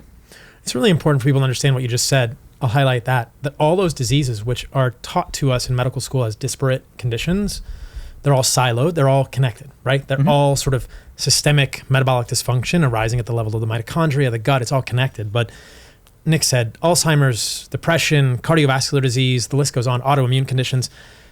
In medicine, I think last time I checked, there were over 10,000 diagnoses, and there are probably 75,000 different drugs, or maybe 25,000 different drugs. So medicine is, in my opinion, medicine is trying to make it more complicated. And when you think about it, from my perspective, the more I pulled back, and this is really why I left traditional medicine, it's wait, there's probably 5 things going on in humans, right? You didn't sleep enough, you ate crappy, you had a stressful event in your life, you got exposed to a toxin. These can probably be linked to most of the issues we have because they affect us physiologically. But I wasn't taught about any of those diagnoses in Western medicine. You're taught chronic myelogenous leukemia. You're taught these diagnoses, which are esoteric pigeonholes, silos, and they're not connected, but they're all connected. And to understand that depression physiology, neurochemistry in the brain may have at its root many of the same things that affect inflammatory bowel disease, that's wild. And that's where Western medicine has completely lost the plot. Yeah, it seems like it's all connected. Trying to treat one thing is like playing whack-a-mole. Medicine is siloed, metabolism is unified. That is a fact. It's totally whack-a-mole. And then when you give things, right, you give a statin, somebody comes in with elevated LDL, and maybe they do have insulin resistance. You give them a statin, you just crush their GLP. Right. And, that's crazy. And then now you're playing whack-a-mole down the road. And this is why we get polypharmacy. And I think that this third leading cause of death is still medical intervention. You have heart disease, cancer, and then medical intervention. And so we're clearly... Is medical intervention number 3? I think it is. Wow. That's crazy. You can fact check it, but what about quick little, so I don't want to spend too much time, but a quick question. What about what is the shit I'm taking again? Ezetimibe. Is that bad? I think it's most benign in terms of side effects of the LDL lowering drugs. Basically, it cut my LDL in half. Did it change your cardiovascular risk? Right, I don't know. And why did you take it in the first place? So it lowered my LDL. And did they get a fasting insulin? That's a good question. I haven't looked at. I got my blood work. You think it would change fasting insulin? No. Whoever prescribed you ezetimibe, prescribed you ezetimibe didn't look at your metabolic health. You were eating keto, presumably, Danny. I'm telling you your own story here. Yeah. You were eating keto. Your LDL goes up. They give you ezetimibe to lower your LDL under the premise that it's increasing your cardiovascular risk. They did nothing to assay your cardiovascular metabolic health. It's medicine is. I'm pulling up my blood work. The art of making decisions at an individual basis, given incomplete and imperfect data. So, again, down to the individual level, Danny, it might be a very reasonable thing for you to do, all things being equal, depending on your individual cost benefit analysis, to take that, even if it doesn't necessarily have a positive effect and doesn't change your life course. Right. So it's complicated, and people want clear definitives. And now I really want to get into the seed oil debate, but I think broadly what you're going to find my position is there's reason to be concerned. We need more studies in humility. On the precautionary principle, I avoid them, defined as highly industrialized oils. But I think a lot of the claims are way overstepping, and I don't like the leak into vilifying omega-6 fatty acids broadly. So I'd like to start the discussion, but I would like to be very clear and distinguish when we're talking about linoleic acid and omega-6 versus seed oil. So if we bring back up the complex, actually, you can do the complex or simple version of the seed oil map, Steve. The simple version here, I think if we think about it like this, so linoleic acid's at the middle, focus on the side and the bottom. How is it processed outside the body and how is it processed inside the body? Because there are huge contextual factors here. So we can start wherever you want. I think wrapping some context around all the things that can happen to omega-6 inside the body, depending on individual factors, would be fun. Do people understand what linoleic acid is? We might want to back up and do fats. I mean, go ahead. Yeah. So we touched on this earlier. Can you see if it's on there? Oh, your insulin? I'm betting you a meat stick that I brought you. That it's not. You already gave me the meat sticks. I'm not giving them back. Those are mine. I'm betting you. They're delicious. I'm taking one back if it's not on there. I'm South African. I will fight you for that Drew Wars. So when we have fats, we have saturated fats, right, which is a chain of carbons, and all the carbons have hydrogens. All of the positions of the carbon atom are occupied by hydrogen. When you have a monounsaturated fat, you have one double bond. You owe me a meat stick. Oh, it's on there? He gets a meat stick. 3.2. That's pretty good, right? Less than 5 micro-IU per ml. So just to complete the discussion there. If you'd have known who ordered this for me, you wouldn't have made that bet. Yeah, maybe they were listening. They were listening to some of these conversations around this more broadly. So, from my perspective there, I would say, okay, you're pretty metabolically healthy. Let's actually look at your risk with this LDL. I would not have recommended ezetimibe to you. I'm not your physician. Okay. Right? So anyway, that's the conversation. And there. then cut it out. Well, don't take my advice. I'm not your doctor. Oh, really? I take all my medical advice from the internet. You're a sovereign human. You're a sovereign human. Yeah. So back to the fats. You have saturated fats, monounsaturated fats, and polyunsaturated fats. Saturated fats sound bad, but again, this is because of the zeitgeist. It's because we've been programmed to do. Saturated fats are they're chains of carbons with a carboxylic acid on one end, and they have no double bonds. Monounsaturated fats have one double bond. Polyunsaturated fats have 2 or more double bonds. Right. So linoleic acid is an 18 carbon omega-6 polyunsaturated fat with 2 double bonds. The omega-6 means the first double bond is at the carbon 6 positions from the end of the molecule. Okay. So that's just how we name fats, because we'll talk about omega-3s. We can talk about omega-3. First double bond is closer to the end of the molecule. That's all that means. Right. So and polyunsaturated fats for the layman are seed oils, right? Not necessarily, right? Because a polyunsaturated fat technically just means it has 2 or more double bonds, right? Okay. Let's take soybean oil, which is the most commonly consumed seed oil, as an example. Soybean oil, we can fact check this. I'd say it's around 50+% linoleic acid. So 50+% of what's in soybean oil is linoleic acid, but maybe 1 or 2% of what's in linoleic of what's in soybean oil might be alpha linolenic acid, which is an omega-3 polyunsaturated fat. And then there's also going to be monounsaturated fats in soybean oil and a very small amount of saturated fats in a soybean oil. So no seed oil is purely polyunsaturated fat, and no animal fat, butter, is not purely saturated either, right? Right. So polyunsaturated fat is not synonymous with seed oils. Part of the concern for me with seed oils is that they do contain large amounts of polyunsaturated fats, right? Specifically omega-6 polyunsaturated fat, that is linoleic acid. When you're talking about fish oil, you're talking about omega-3 predominant polyunsaturated fats. Our consumption of linoleic acid is by far the single greatest polyunsaturated fat that we consume in our diets. Okay. Not even close to omega-3s, right? We're talking about, a few people who are supplementing with fish oil might have 2 grams or, a gram to 2 grams of omega-3. In 2025, the average American consumes 5 tablespoons of seed oils, which is a day. When you say seed oils, are you saying linoleic acid and omega-6, or are you saying... So the way... So let's break it down simple for people. Can people see this? For people that don't know, for people that get all their information from YouTube and from RFK, seed oils are bad for you. And fish oils and things like avocado oil and olive oil and butter, these things are good for you, right? It's a little more complicated than that, but it is a little bit more complicated, but if you want to break it down, make it binary, that's basically how most people understand it. So I think the main confusion point is so I'm holding up, I don't know if people can see, a little diagram here of fatty acids. There's saturated and unsaturated. We can talk about saturated separately, a very complex group in and of itself. Within unsaturated, there's mono unsaturated, one double bond, or poly unsaturated.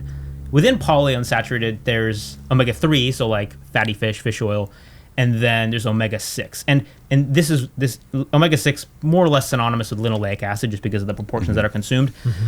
The way I want to define seed oils and stick to these terms as best we can, because I think this, if nothing else, is the main confusion point. If omega-6 rich foods are like highly refined and processed to get the oil that is heated and has additives added to it, that is the highly industrialized seed oil. True. And I think one of the big issues that arises is conflating omega-6 and seed oil. So let's start, because I think this is where we're going to have the biggest disagreement about omega-6. So we can the physiologic impacts of omega-6 specifically, and then we'll talk about processing. Well, we can talk about relative amounts, because I think this is an interesting point. So what Nick is saying, so just to back to what we were just saying, so the average American consumes 5 tablespoons of seed oils per day. The most commonly consumed seed oil is soybean, perhaps followed by canola. Soybean is approximately 50%, give or take, linoleic acid. And where are they getting all of this from? It could be it's probably French fries, it's in breads, it's in salad dressings. So the majority of seed oils people are consuming are heated. That's an important point also. Just basic processed foods. Processed foods. Right. And so, and I think a lot of it is French fries, a lot of it is chips, right?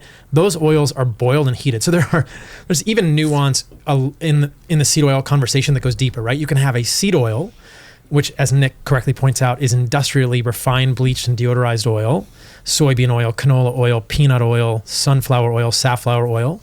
It's sitting on the shelf in a grocery store in a plastic container that can leach antimony into the oil. It's a transparent plastic container, so that is a fragile oil by nature of being polyunsaturated that is being exposed to light and oxygen for months at a time. This is just, and then you take those oils, and most of those oils that we consume today are then heated, right? You're either frying with them in a pan or you're deep frying with them. So there are levels to perhaps the potential harm of these oils. As you heat an unstable oil, it becomes more problematic, more inflammatory mediators are generated. So we can talk about heated seed oils, we can talk about unheated seed oils, and as Nick is pointing out, we should differentiate that from not even processed sources of omega-6, things like walnuts, right? That walnuts contain moderate amounts of omega-6. They also contain moderate amounts of omega-3. But what I wanted to point out here is that, so let's just say corn oil is another commonly consumed oil, seed oil, industrially refined, bleached, and deodorized oil in our diet today. Again, chips, cakes, cookies, packaged foods, you look at labels, they're everywhere. French fries, obviously, it's in bread at all the fast food restaurants, processed foods. Yeah. In order to get 5 tablespoons of corn oil, you would have to eat 60 ears of corn, right? Something that humans would never have done historically. 5 tablespoons of soybean oil is 2.5 pounds plus of soybeans. 5 tablespoons of peanut oil, something the same. You know, you can look at these amounts. It's just just to say, like, a walnut, the amount of linoleic acid in a walnut pales in comparison to a tablespoon of, walnut oil is not really a seed oil because it's so unstable. It has so much omega-3, people will never use walnut oil. It gets rancid so fast. But like a soybean is not the same as a tablespoon of soybean oil, right? A tablespoon of soybean oil is the equivalent of, hundreds of soybeans. Sure. And that's not even the best example. You have 2.5 plus pounds of soybeans to get 5 tablespoons of oil. These are evolutionarily, and again, I'm sort of stacking the deck in my favor. But I'm trying to say this as just in an unbiased way as possible.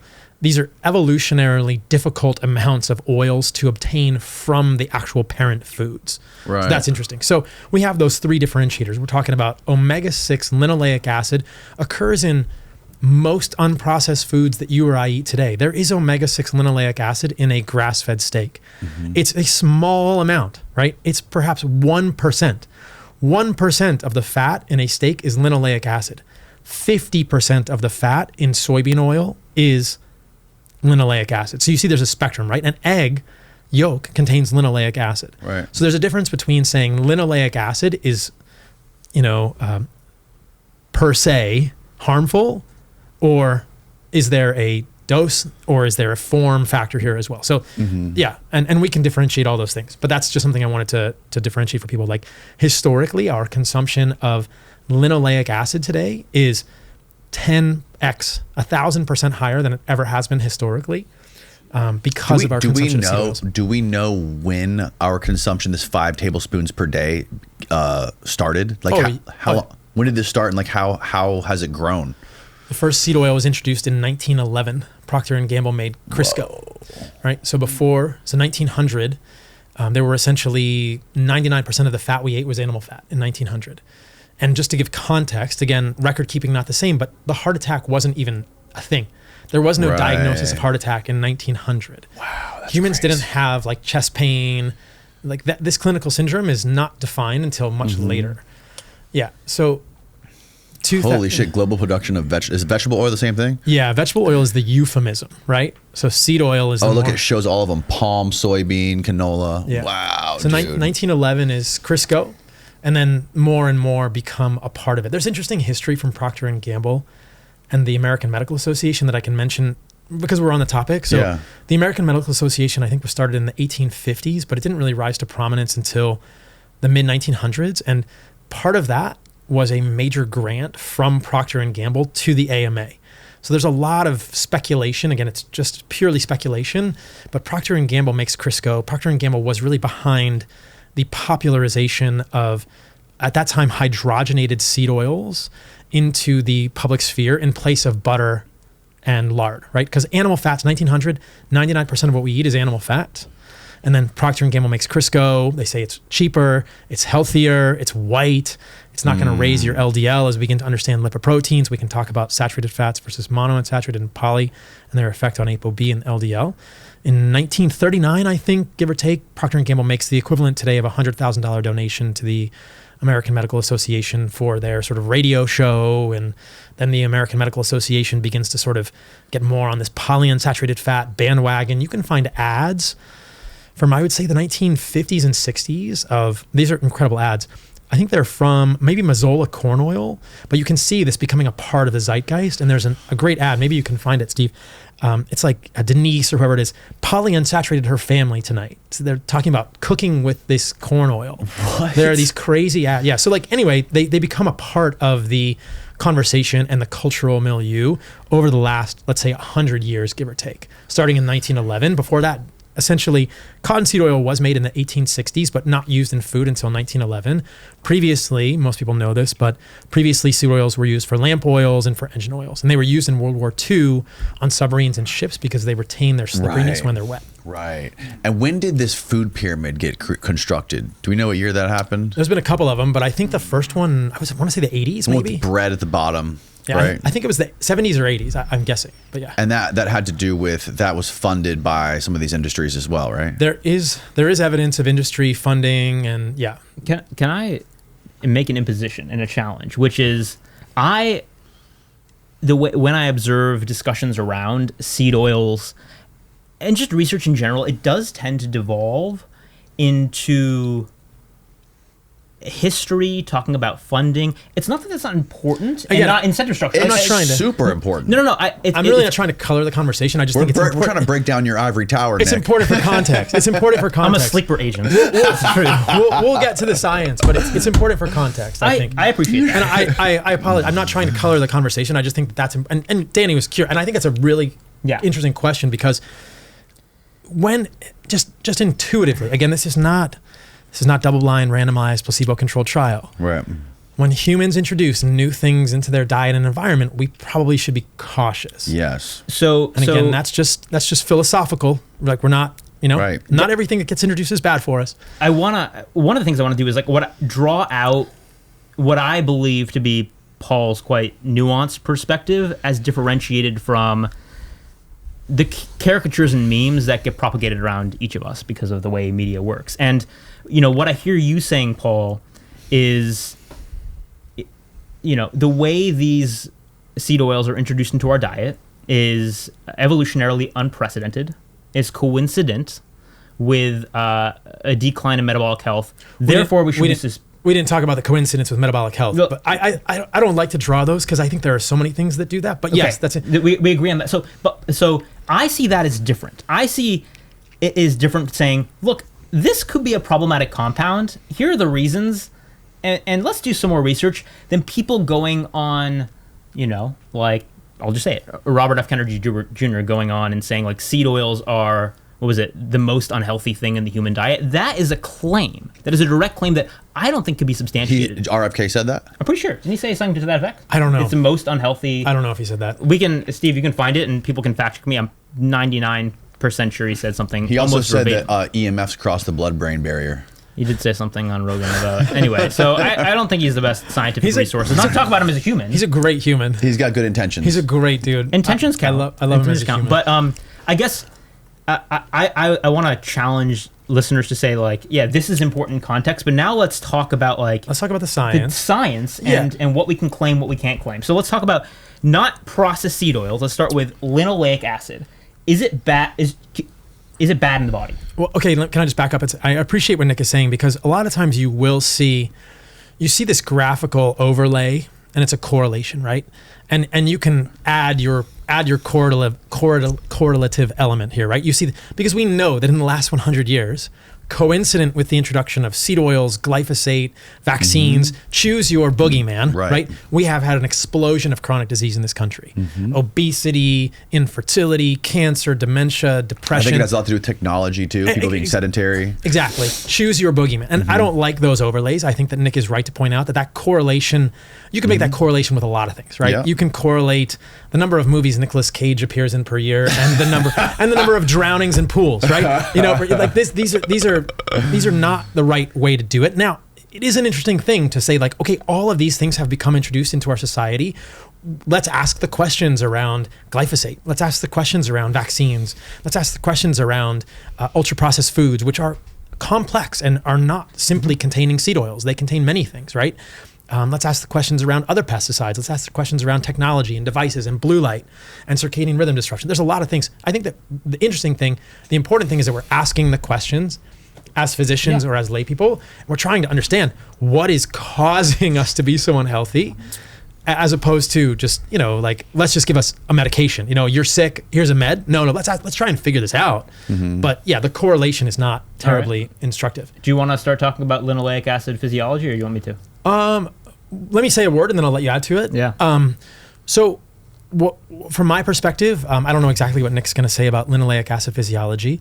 The background that I have on it is that linoleic acid, an omega-6 polyunsaturated 18 carbon fatty acid, is essential, quote unquote, for humans. Now, the levels which we need are questionable. We can talk about it in this conversation. But to become deficient in linoleic acid, you would essentially have to eat a diet of basically rice. I'm not even sure. You probably wouldn't even become deficient in linoleic acid if you ate only rice. If you ate purely like some sort of it'd be very, very difficult to become deficient in linoleic acid. No one becomes deficient in linoleic acid by avoiding seed oils. There's linoleic acid in steak. There's linoleic acid in fish. I agree. In fish and egg yolks. It's in all. It's in prevalent. all whole foods, right? Yeah. Okay. Now, so it's considered to be an essential fatty acid because when you deprive rats or mice of linoleic acid, they don't do well. But you have to feed them a very specific diet. I don't think that many humans in recent memory are deficient in linoleic acid. Okay. We could argue differently for omega-3s perhaps, but linoleic acid does become incorporated into our cell membranes. It's an essential part of human physiology. It is a precursor for many, let's just say, second messengers in the human body, and those generally have both inflammatory and anti-inflammatory roles. And even framing it that way, let's just say inflammation is not always a bad thing, right? When you work out, you need inflammation to repair and rebuild. And and if you abrogate or you blunt that inflammation, you don't become as strong. And so inflammation often gets billed as a horrible thing that you just want to completely annihilate from your body. That doesn't work. You need, we mentioned oxidation earlier today. You need oxidation, right? In the mitochondria, you generate reactive oxygen species, you generate superoxide species. These are essential for proper signaling, both at the level of insulin, and we're not trying to get rid of all oxidation in the human body, right? We're not trying to get rid of all inflammation. And so anti-inflammatory and inflammatory second messengers do come from both omega-6 and omega-3 fats. And so they're a part of our diets. The interesting thing for me about linoleic acid that I'll add as more context without trying to color it too much is that the polyunsaturated fats, whether it's omega-3 or omega-6, are stored in the human body. The human body can make saturated fats, and we can interconvert those into monounsaturated fats, but we cannot make polyunsaturated fats, which is why they're essential.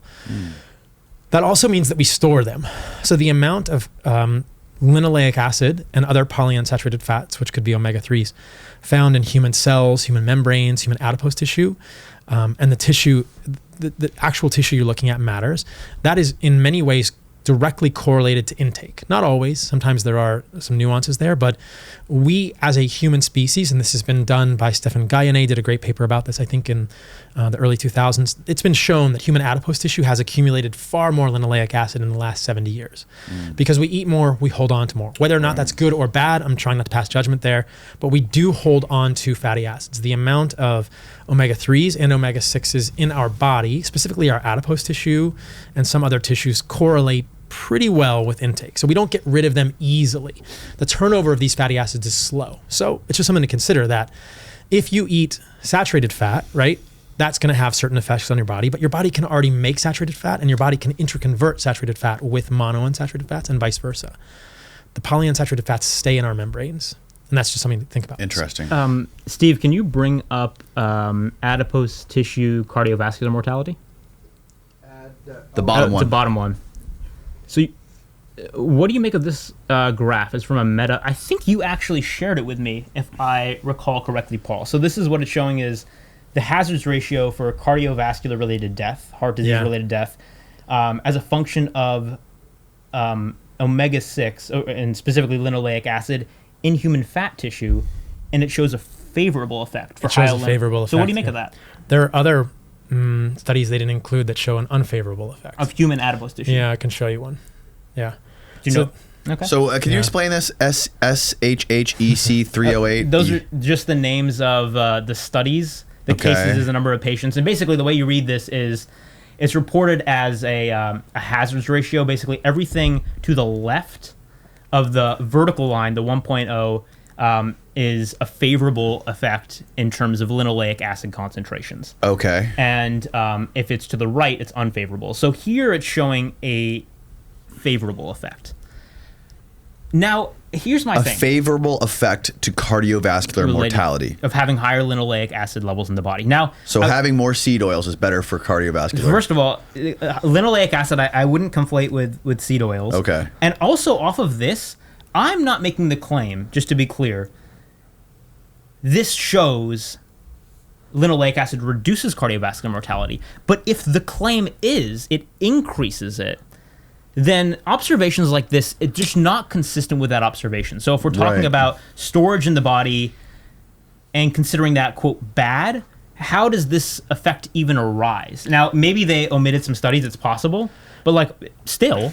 It's tough. This is an interesting one because, so one of the things that gets pointed out a lot is that if you look at linoleic acid levels in the blood, higher levels of linoleic acid in the blood, like we're looking at adipose here, right? Mm-hmm. Yeah. But higher levels of linoleic acid in the blood do often correlate with better cardiovascular outcomes. Interesting. Now, what's interesting about linoleic acid levels in the blood is that that is not a great proxy for linoleic acid intake. The best indicator of linoleic acid in the blood is a measure of, it serves as the best measure of the activity of an enzyme called D6D, delta 6 desaturase, also known as fatty acid desaturase 2.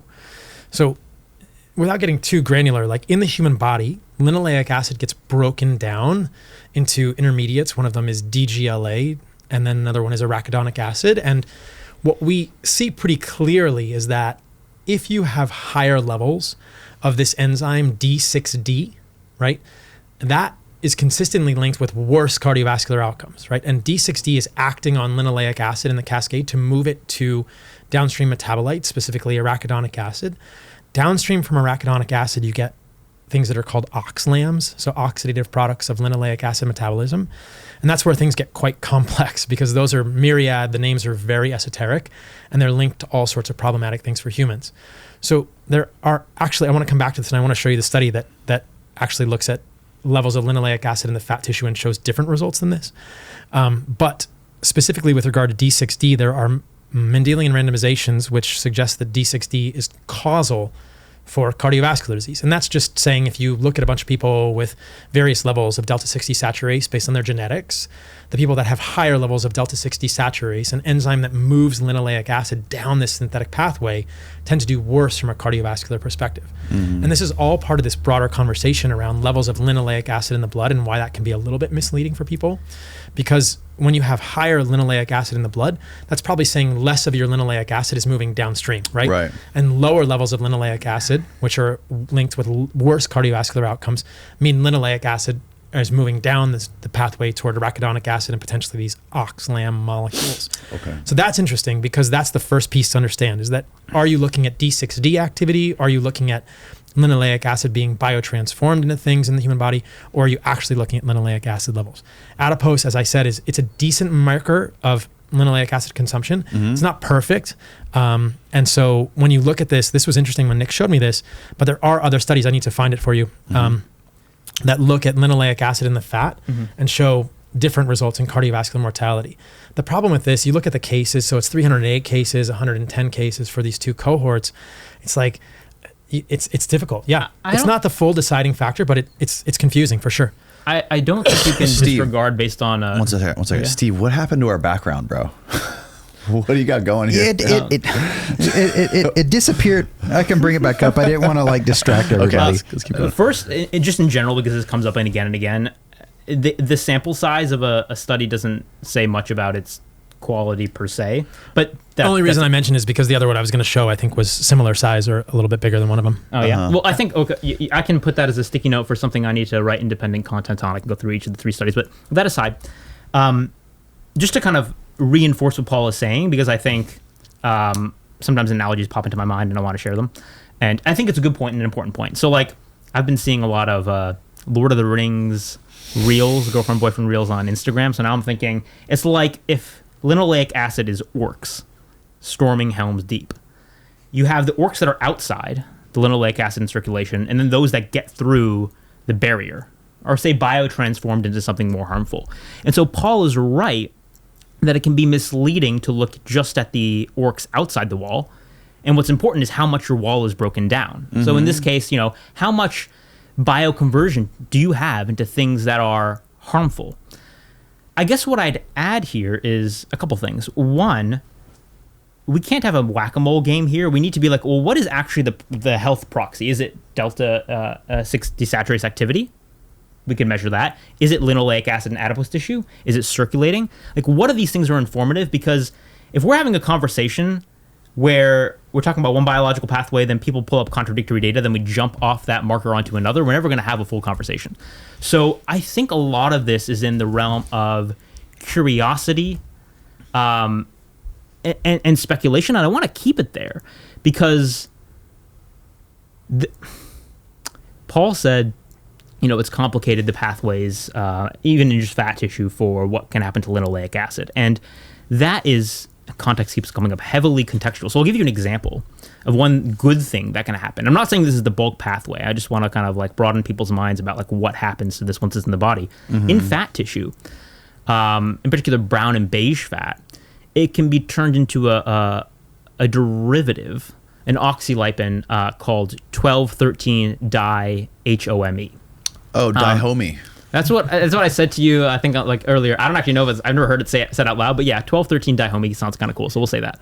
So, interesting thing about 12-13-dihome is it decreases with age, and it has really beneficial effects on the heart. So, It can inhibit perivascular fibrosis, basically the hardening of vessels. So dihomey keeps the arterial walls more flexible. Flexible, improves cardiovascular function, inhibits things that are bad metabolically, like ER stress. And again, this is an oxidized... And you lose this as you age. You lose this as you age.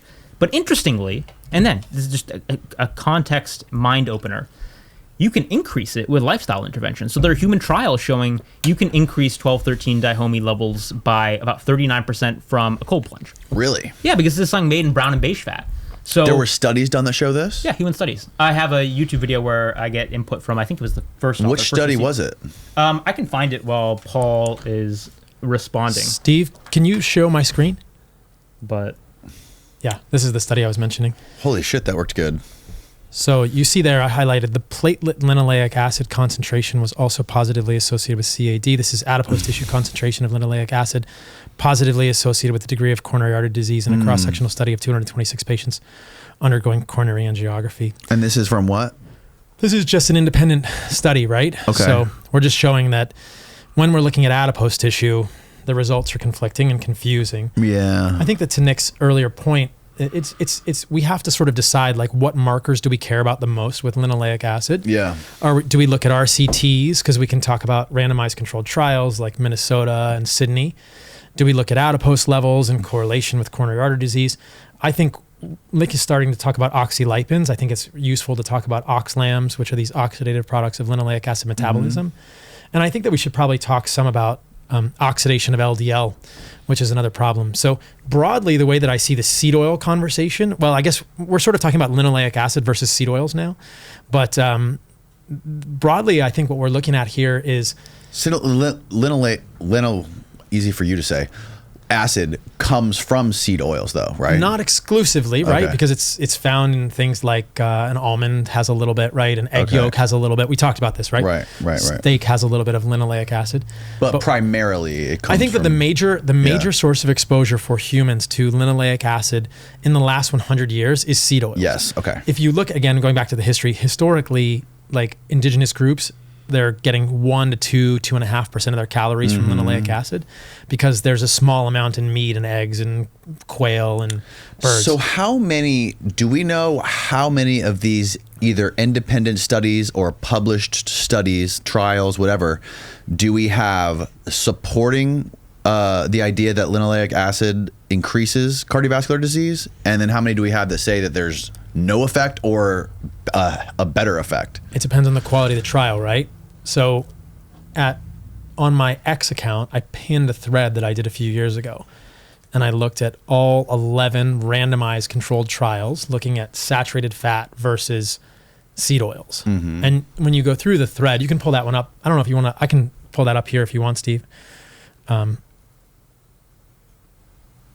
Quickly, the name of there's several papers, but the one about cold exposure, cold-induced changes in plasma signaling lipids are associated with healthier cardiometabolic profile independent of brown adipose tissue. Cell Reports Medicine 2024, first author Guardo Fasoli. And they gave, how many people were they putting in the cold plunge? And what was I have to look back at this,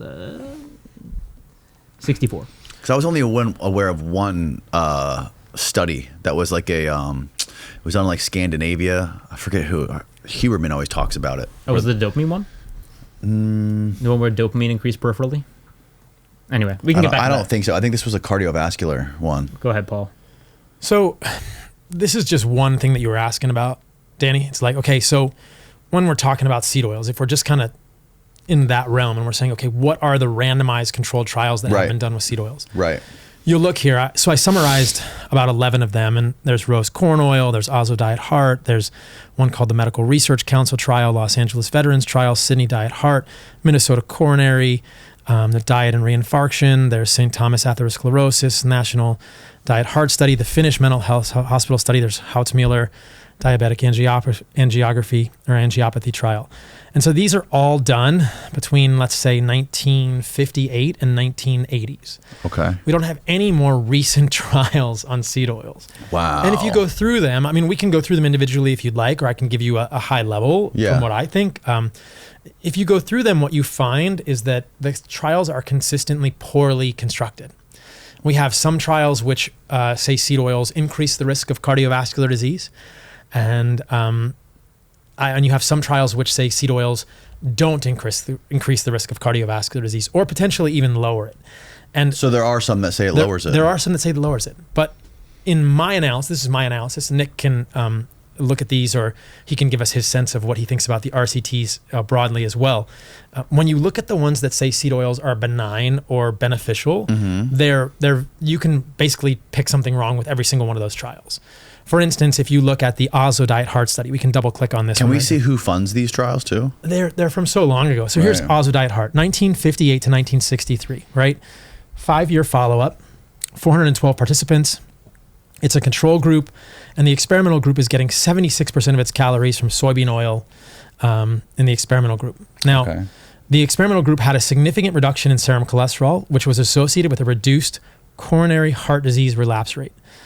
And I said here, so they had more seed oils and they had decreased coronary heart disease relapse rate. Now, the potential flaws, the control group, right, had 9.6% of their calories from trans fat. The problem is that in the 1950s and 60s, we didn't really understand trans fat. So this is what I mean when I say these trials are poorly constructed, right? The experimental group, which is the seed oil group, was also encouraged to eat more nuts, fruit, and vegetables, and to restrict their intake of refined grains and sugars. So this is a randomized controlled trial that gets included in a lot of meta-analyses that will conclude, seed oils are benign, but you see how poorly constructed the trial is. Like, okay, now you can go down here. We can look at another one. What's a good one here? The Finnish mental hospital studies, another. Why don't we do these studies anymore? If it's such a hot topic in society. I was reading the Minnesota Coronary Experiment study, which is done in multi-center, multiple mental hospitals. And actually, I was joking with someone because there's a section where they're like, and this is why we didn't get patient consents. Bottom line, ethics have changed around doing these sort of experiments. Ethics have changed. Millions of dollars also, and who funds it. And I would argue, and this is just my perspective, the ultra-processed food industry is comfortably ensconced, right? They are making billions of dollars on these foods. If a trial came out that said seed oils were harmful, someone stands to lose billions, if not trillions of dollars. Who pays for this? This is a $15 to $20 million study over 7 years plus, potentially, right? The ethics are difficult. And we're kind of stuck back to the ApoB thing also, because it's probably difficult within Western medicine to do any trial that could potentially raise your ApoB, because we're stuck in this perspective that anything that raises your ApoB will increase your cardiovascular risk. And we know pretty clearly, as we'll see if we look at Minnesota coronary experiment, that, and many of these, like Sydney Diet Heart also, giving someone seed oils lowers their LDL. But oftentimes, and I would say in the best constructed trials, not perfectly, in the best constructed trials, that doesn't equate to a decrease in cardiovascular disease. So there are all sorts of problems in terms of our sort of paradigm today, in terms of how we look at things. And there's this who funds it and why would it get done, right? Let's just look at the Finnish mental hospital study. So this is pretty commonly included in meta-analyses, 1959 to 1971, 676 subjects. Control diet, which is often the saturated fat-rich diet, versus the experimental diet. It was carried out in 2 mental hospitals near Helsinki. One of the hospitals received a cholesterol-lowering diet, a diet low in saturated fat and cholesterol relatively high in polyunsaturated fats from soybean oil. The other was served as a control with a normal hospital diet. After 6 years, the diets were reversed. Now, the use of the cholesterol-lowering diet was associated with significantly reduced mortality from coronary heart disease, okay? Now, there was significantly more trans fat in the control diets. The hospital K had 2% trans fat in the control diet versus 0 in the experimental group. And the hospital N had 0.6% trans fat versus 0.2. There were minor differences in baseline characteristics such as age, BMI, smoking, and blood pressure between the two groups. And there was a cardiotoxic medication, thioridazine, which we don't use anymore, that was more commonly given to people in the control group. So there was inadequate randomization also between the two things. So you can see how like obfuscated these trials are. Yeah. Like, how could you say what's going on? You're giving a control group in hospital K and hospital N a diet with significantly more trans fat, which we know is cardiotoxic. And then there's more patients in the control group getting a cardiotoxic medication like thioridazine, and that's going to make the saturated fat group look worse. So this is what happens with these trials, right? Now you can go through all of them and look at these, but what's important to point out here is that meta-analyses are written today And they have these trials in the meta-analysis, and they'll say, "Oh, Right. look at the combined. Like if you do a forest plot with the results of all 11 of these trials, you might find a combined effect which favors seed oils. But what if you throw out the trials that are obviously poorly constructed, right? Right. So then you have It's to the foundation of all the new stuff we come up with. Is these poorly done studies? yes, these poorly done studies, which will probably never be repeated. That's crazy. So it's this. man. We end up in this situation where we almost have to look at mechanisms. Because the randomized controlled trials, and then you can look at stuff like we can look at. And who was the guy Huberman was talking about? There's some guy at Stanford, a brain surgeon or something, who said, and Huberman said this. He said that this guy from Stanford, this brain guy, said like 60 to 80% of all the medical literature is either incorrect or outdated. Bhattacharya has talked about that, or no, it's John Ioannidis. No, I think he had like an Asian last name, like a Chinese or Japanese or something like that. Is one thing to say What was that guy's name? incorrect, another thing to say incomplete. He said either incorrect or new stuff has basically. Oh yeah, I believe that. I mean, you evolve models. That's what science is. It's never complete. It's Right. always probabilistic and evolving. That's what's beautiful. I do want to get back into mechanism, but I think something to highlight: there is no perfect study, so you can always poke holes in a study. I think one that would be good to talk about that I actually think is on balance a pretty decent study that has gotten some heat is the Minnesota coronary experiment, if we're going to delve into we one. can talk about it. So just to kind of give a high level breakdown of this, there were patients kept at mental hospitals and I think one nursing home, and they were given a diet that was either very elevated in linoleic acid. I think it was close to 14% of kcals from linoleic acid. Like 18 to 20. of calories from linoleic acid? Are you sure? Well, Can you punch in on this, Steve? our experimental there's something diet goal here. was to provide 18 to 20% of calories from polyunsaturated fat, while the control diet aimed for 18% of calories from saturated fat. Okay. There were 9,000, give or take, participants. I think it ended up being like 13 point. I actually have a primary paper up here. Something like 13 point. Anyway, that aside, there was a larger.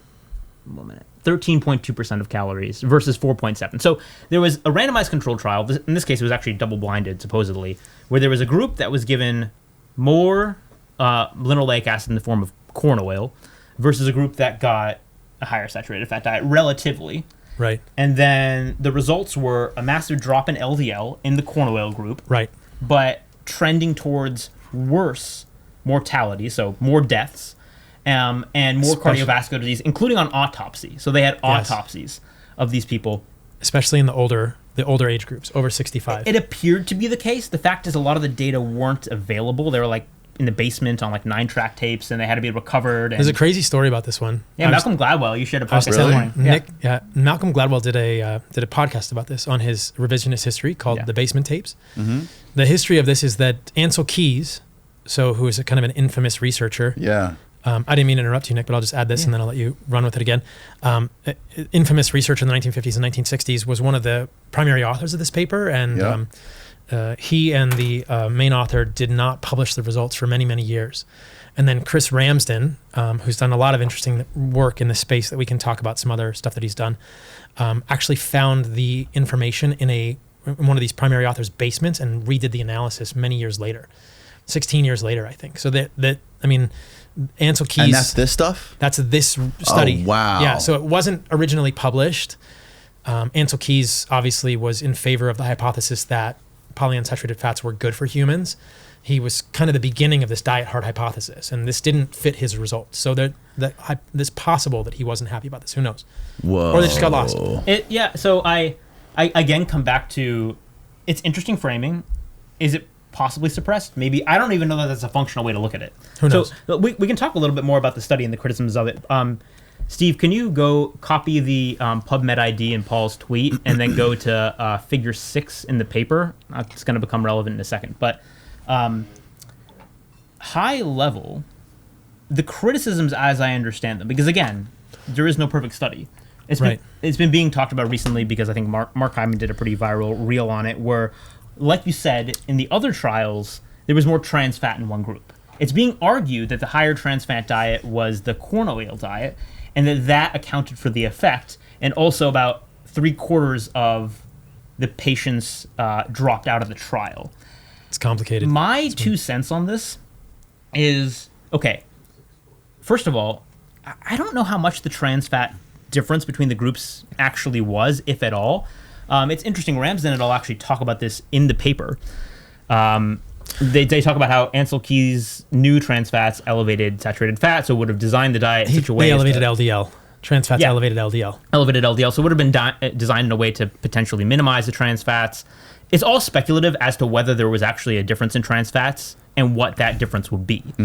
Now, even if there was a difference, I really find it unlikely that it drove. You might go to my screen, Steve. Oh, yeah. I have the, and you want figure. I was going to show 6 in the panel on the bottom left. You'll know what I mean when I say it. Show it. I don't think that the trans fat difference, even if it exists, would drive the full effect. It's possible. Figure 5 or figure 6? 6. Okay. And then the other thing with the attrition, because this keeps on coming up, it's very easy to try to discredit studies like this by saying, oh, they lost 75% of their participants. But when you think about how it was constructed, the only way you get this sort of control is like hospitalized patients. And guess what? Patients get discharged. So they selected to do the analysis on patients who had been in the study over a year, and 3/4 or more or less got discharged from the hospital. But there's no reason, and I was talking with another scientist about this study, and I was making the point, like, do you have any reason to believe that would actually bias the results? They still had over 2,000 people. Yes, the N value decreased, but I don't see any reason why the attrition would lead to bias. So I don't think that can account for the findings. So how do you account for findings like, are we seeing Paul's screen? If you go down to the, scroll down a tiny bit, Paul, like the bottom left, you can read the caption, death from any cause and change in cholesterol in the cohorts receiving the diets for 1 year or more.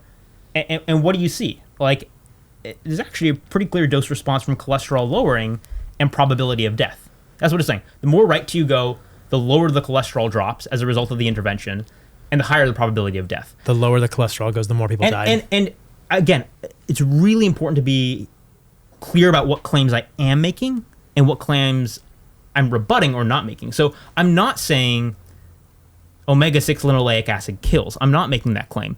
What I'm saying, and actually if you read the Ramsden paper, they more or less make this point, is this is highly inconsistent with the current diet heart hypothesis, and that we need to be more humble about our knowledge based on the evidence and not make sweeping recommendations like chop saturated fat, increase unsaturated fat, and LDL is bad, and if you lower it, it's good.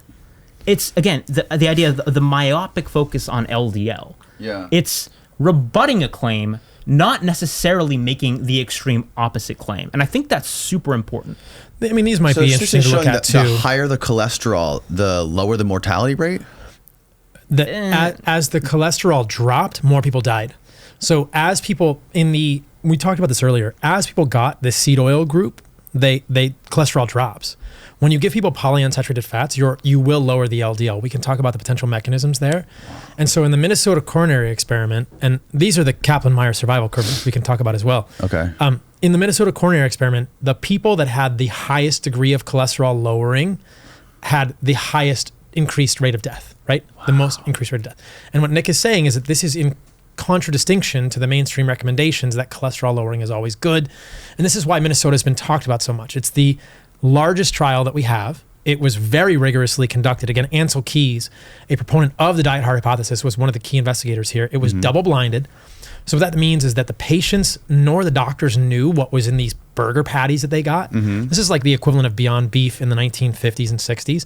Some people got burger patties that were enriched in corn oil, and some people got burger patties that were enriched in other saturated fat-rich margarines. As Nick has pointed out, both groups probably got trans fats. And one of the criticisms of this study has been, well, did the experimental group get more trans fats? And then, as Nick and I believe, are both arguing, what we know about trans fat is they raise LDL, right? And in the experimental group, the LDL tended to go down. Right. So if the amount of trans fat in the experimental group were significant enough to skew the results, then why did the LDL go down so much in the experimental group?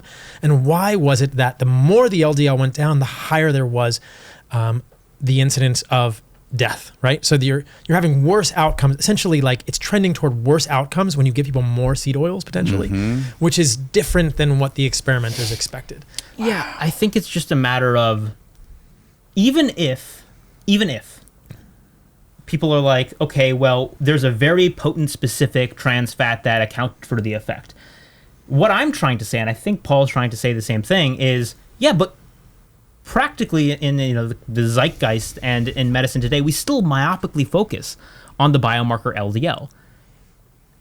Stuff like this proves that is a mistake. Even if there are other factors, I'm not actually attributing increased death to the change in LDL. I'm not. But it reinforces that the dogmatic like blanket statements, reduce saturated fat, increase poly, get your LDL down, they're problematic. And you hear this again and again, these platitudes. Lower is better with respect to LDL and ApoB. And it's like, well, lower is better with respect to what? Just cardiovascular risk? How did you lower it? What were the other effects of the interventions? Are you looking at other factors beyond just cardiovascular risk? There's so much context. And the reason people get pissed off is because even if you can't understand all the nuances of delta-6 desaturase, 12-13 dihomey, yada, yada, yada, people can tell when they're being patronized to. And I think what modern medicine has a problem with now is dumbing it down way too far. Right. And speaking down to people like, oh, lower is better. Don't worry about the details. We got that. And then we just end up speaking past each other. So it's important to entertain studies like this because they do have relevance to what recommendations we make. And I want to tap upon Harvard School of Public Health did a rebuttal to it. Actually, one of the people said in the rebuttal is someone I'm quite close with and think on balance highly of. But they call the study an interesting historical footnote that has no relevance to current dietary recommendations. There's some interesting patterns in this rebuttal. I can send it to you. We can link it in the notes. But a few interesting things that I want to point out. Dietary recommendations. It says no relevance. Whose dietary recommendations? It says no relevance. But the way they go about rebutting it, again, is like, it's interesting to see how when contradictory evidence comes up, people tend to divert. So they talk about, oh, well, omega-3s are important. I'm like, well, yeah, but I don't think that changed much from the study. And that's kind of like off point anyway. Or, and this was funny, I'm trying to find the exact line. Basically, they say, well, in this study where people were eating 13.8% linoleic acid, here. The diet used in the Minnesota coronary experiment was never consumed by any appreciable number of Americans, and the level of linoleic acid was well above the range recommended by the American Heart Association or any other group. So it sounds, when you read that, like a concession that too much linoleic acid could be bad, but it's a diversion. And what the words actually mean is there is an RDA, or like a target. So say like for vitamin D, I think it's 800 international units, which you want to go that or above. The way it's reading here is like, well, we can disregard the study because they were eating so much linoleic acid. But have you ever heard any like media outlet that is associated with conventional medicine or doctor or guidelines say, hey, don't get more than this much linoleic acid? But if you look at it, you're right. And if you look at it, I mean, most Americans are eating exactly that amount of linoleic acid today. 10 to 15% is the average linoleic acid in most of our diets today. So for Walter Willett to say that 13% was far in excess of what is recommended or what is achieved by Americans, like, he's a little bit out of touch, because it doesn't take much to get 13%. I mean, remember that fat traditionally is 9 calories per gram. And so if you're eating salad dressing with seed oils and you're going to McDonald's for fries, or eating some processed food during the day, or even if you're going to Chipotle where they're cooking the chicken and the rice in seed oils, I mean, they're pervasive. I saw that video you did. They're That's pervasive, crazy. right? It's pretty easy to get 10+% of your calories from linoleic acid. So it's an interesting criticism. But yeah, and as Nick is saying, I mean, we certainly don't hear from the American Heart Association, like, don't get more than 10% of your calories from the. It's totally false what Willett is saying here. In distinction, they definitely tell you to limit your saturated fat. Right. And so it's a matter of like double standards. I read it before, but I'm going to read it again, how this paper ends. Ramsden et al. Say, given the limitations of current evidence, the best approach might be one of humility, highlighting the limitations of current knowledge, they don't say this, but with respect to linoleic acid, omega-6, and saturated fat, and setting a high bar for advising intakes beyond what we can be provided by natural diets. So basically they boil it down to, and I love to get into the weeds, but like, you know, if you're eating, this is how I read it, like steak, eggs, walnuts, whole foods, as probably the most pragmatic approach. Right. In the absence of high quality evidence saying, these foods are bad. And when I say these foods, I mean foods naturally rich in these components. Because, like steak and butter get vilified based on much weaker evidence, in my opinion, than like this study. Well, we can talk about it, but I don't want to I want to finish talking about seed oils, but the evidence that saturated fat is harmful for humans is weak. Weaker than that. It's extremely weak, and there's lots of evidence. This is just a Kaplan-Meier curve, so you can see on the bottom right, the red dotted line is the experimental group, and the blue dotted line is the control group, and the bottom right is women over age, actually all participants over age 65. You can see a large divergence there, and what you see is that the over age 65, the people who were getting the experimental diet that was rich in the seed oils, corn oil in this case, had a much quicker death, right? So in a Kaplan-Meier curve, or maybe I mixed them up. No, you're right. So lower survival if the red line is lower than the blue line. Yeah.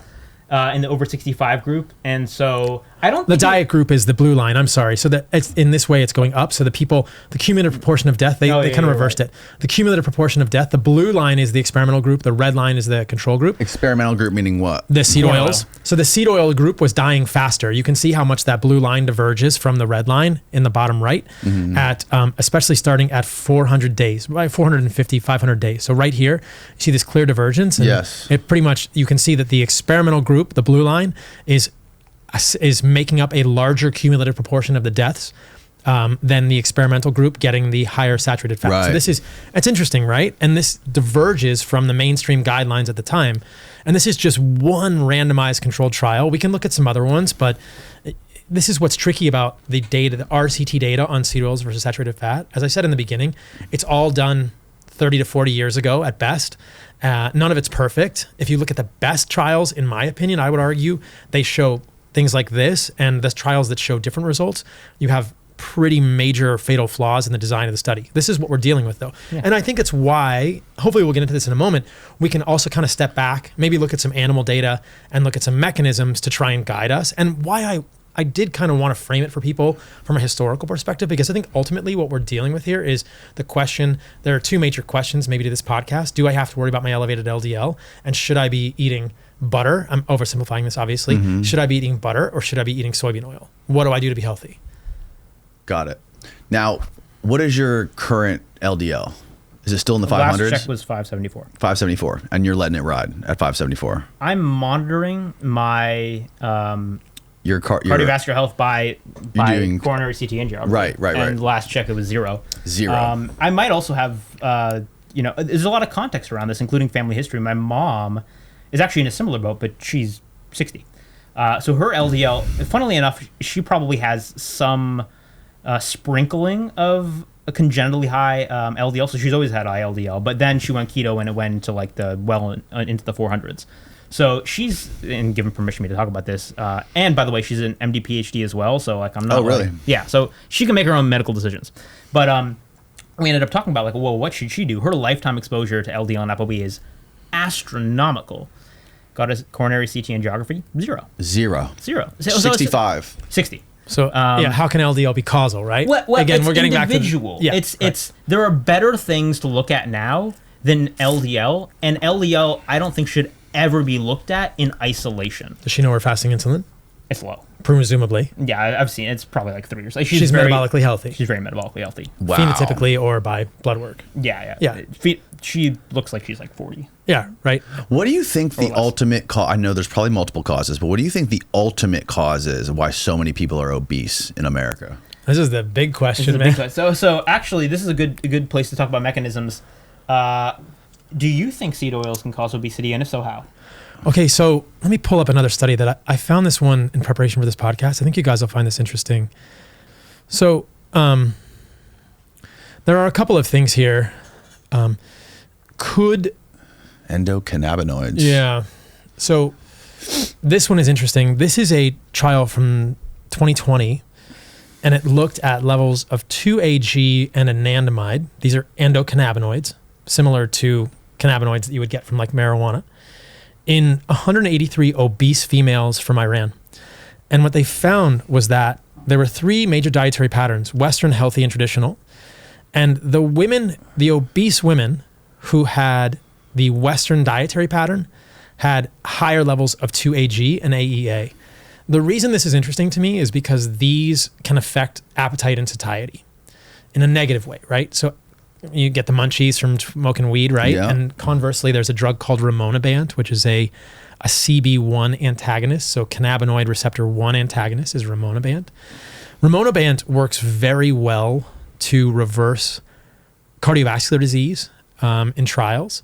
It reverses obesity in many ways. It minimizes appetite in a lot of ways. From a psychiatric level, it creates suicidality. Oh, shit. So it's off the market in the United States. But when you block the CB1 receptor mechanistically with rimonabant, you get positive metabolic outcomes. So it's interesting to me that in obese women who eat a Western dietary pattern, which of course encompasses many things, but will include seed oils, also processed grains, processed sugars. Right. That does correlate with higher levels of endogenous cannabinoids, 2-AG and AEA. 2-AG and AEA are some of the breakdown downstream products from arachidonic acid from linoleic acid. So it's possible, right, that in predisposed individuals, potentially individuals who have polymorphisms in D6D, right, so fatty acid desaturase 2, or who are predisposed, is it possible that consuming linoleic acid or Western foods increases the production of 2-AG and AEA, leading to appetite dysregulation? It certainly happens in animal models. If you give mice or rats linoleic acid, you see levels of 2-AG and AEA rise. I can show you that study too. No one's actually done that study in humans. Nobody has looked at levels of 2-AG and AEA in humans when they give linoleic acid. But it's interesting that in obese females with a Western dietary pattern, you can correlate that with higher levels of these. So this is just one putative mechanism by which seed oils may affect satiety. Interesting. But when we're looking at, I'll say this and then I'll pause, Nick, and let you add whatever you want. When we're looking at obesity, I think that appetite and satiety are key, right? Because you probably know this, Danny. It's pretty hard to overeat unprocessed food. Like when you're eating steak and squash, you just get full. Yes. And you're kind of done. Right. But something different happens when you add a potato chip or whatever. Like it's like you can't stop. It's like crack. A Coca-Cola, right? Something, and this may tie into leptin and fat and the hypothalamus, and Nick can talk to that as well if he wants. But like there is some saboteur to our satiety, I believe, within our food supply, right? It's not, Nick said he doesn't believe it's calories that are making us obese, and I would agree with that. My take on that is it's the quality of the food you eat, not the amount of calories you eat, because I sort of feel, and this is again just my perspective, that if you are eating generally high quality unprocessed food, you will become a predominantly healthy human and your satiety mechanisms will be intact and you will be unlikely to overeat. If I put a gun to your head and force you to overeat, I could, right? But generally speaking, in a free living human, you're not going to overeat steak, potato, right? Unprocessed food. You're going to overeat chips, Tostitos, Takis, brownies, Coca-Cola. So there's something going on with satiety. So when I saw this, I was like, that's really interesting. Is it possible, again, just a possible putative mechanism, that some people are more predisposed to this? Western dietary patterns affect the levels of these endogenous cannabinoids and make us hungrier. There are lots of other potential mechanisms by which seed oils may affect obesity, but that's just one of them that I thought was cool. I think it's an interesting hypothesis. I want to... You would agree, I don't mean this to be offensive, but that is stretching. Do you think? Well, I mean, you see higher levels of these in women with a Western dietary pattern. In animal models, giving linoleic acid leads to higher levels of 2-AG and AEA. I think every piece is there. In studies where the levels of linoleic acid are decreased, you can see these also go down. Let me phrase this a different way. When people lose weight, these go down. Let me put it a different way then. Even if this is part of the puzzle, what percentage would you attribute the obesity epidemic to this mechanism and then seed oils in general? Who knows? Who knows? It's impossible I can't tease that out, right? Because seed oils, most of the time, co-occur with other things, right? So broadly speaking, I think that we can take a step back and say we can all probably agree that a Western dietary pattern is harmful for humans. A Western dietary pattern is essentially, you can think of the epitome like a piece of, like a processed sweet roll of bread, right? It's processed flour, processed sugar, processed seed oils, potentially some dyes, some dough conditioners, and some preservatives. We know that that is a metabolic nightmare for humans. And so if we try and tease it out, it's difficult to do that, right? We have these randomized controlled trials where we're looking at saturated fats versus seed oils specifically. But I think it's impossible for me to attribute specifically to seed oils. I think that when I look at the evidence on balance, seed oils look to be harmful for me. Okay. Yeah. I want to ask a few. This is really helpful. I think people are going to appreciate hearing this from you. You have a big following, a lot of clout. That's easy to name. So I'm going to ask you some, like, on a scale of 0 to 10, how confident are you? Okay. So on a scale of 0 to 10, how confident are you that linoleic acid can cause obesity in humans? Now, obesity wouldn't be the first outcome that I would think of. When I think of linoleic acid, the thing I'm most concerned about are, the two things I'm most concerned about are propensity for LDL oxidation and incident coronary artery disease. Okay. And downstream effects of oxlams. So then obesity is just more complex. All right, so we'll start with negative downstream effects on LDL oxidation and production of oxalams. 0 to 10, how confident? Those are two different outcomes. Oxidation of LDL. Pretty confident. There's Give me a number. 8 to 9, multiple randomized controlled trials Okay. showing that more linoleic acid leads to higher levels of oxidation of LDL. And how about obesity, out of curiosity? And if it's a 2, then say 2. Obesity is it's just such a complicated thing, right? So is your question, what contribution to obesity do seed oils have? Or Omega-6, and then I'm going to ask about seed oils. Those are two different questions. Oh, okay. So you're asking about omega-6. Omega-6. Well, I guess, I don't know that we can necessarily differentiate those because omega-6 don't occur, like, are you talking about like walnuts? Yeah. Well, I mean, no, I don't think walnuts cause obesity much. But to be clear, like 3 ounces of walnuts is something like 32,000 milligrams of omega-6. There's a ton of omega-6. Let's check that. Yeah. Steve, you want to check how much omega-6 is in an ounce of walnuts? I think it's something like 10,000 plus milligrams. Well, that's less than a tablespoon, but okay. I mean, if we're talking grams, right? Okay, 10 grams. 10 grams, yeah. Of just linoleic acid. Yeah. An ounce of walnuts contains roughly 10.8 grams of omega-6 fatty acids. Yeah. Sure. So, and I think I understand your position on this, but I don't think most people do. This is why I'm asking the question, not to be a dick. It also contains 2.5 grams of omega-3s. ALA. Maybe we can talk about that later. But okay, so if somebody were to consume 4 ounces of walnuts, that's like, on the order of 43, 44 grams of just linoleic acid. Right. So that's going to be, multiple, like near almost 400 calories from just linoleic acid. You're on a 2,000 calorie diet. That is 20% of your calories from linoleic acid. So could 4 ounces of walnuts be bad for you? Cause obesity? I think it depends on the context, yeah. I think that in general, if we're talking about walnuts specifically.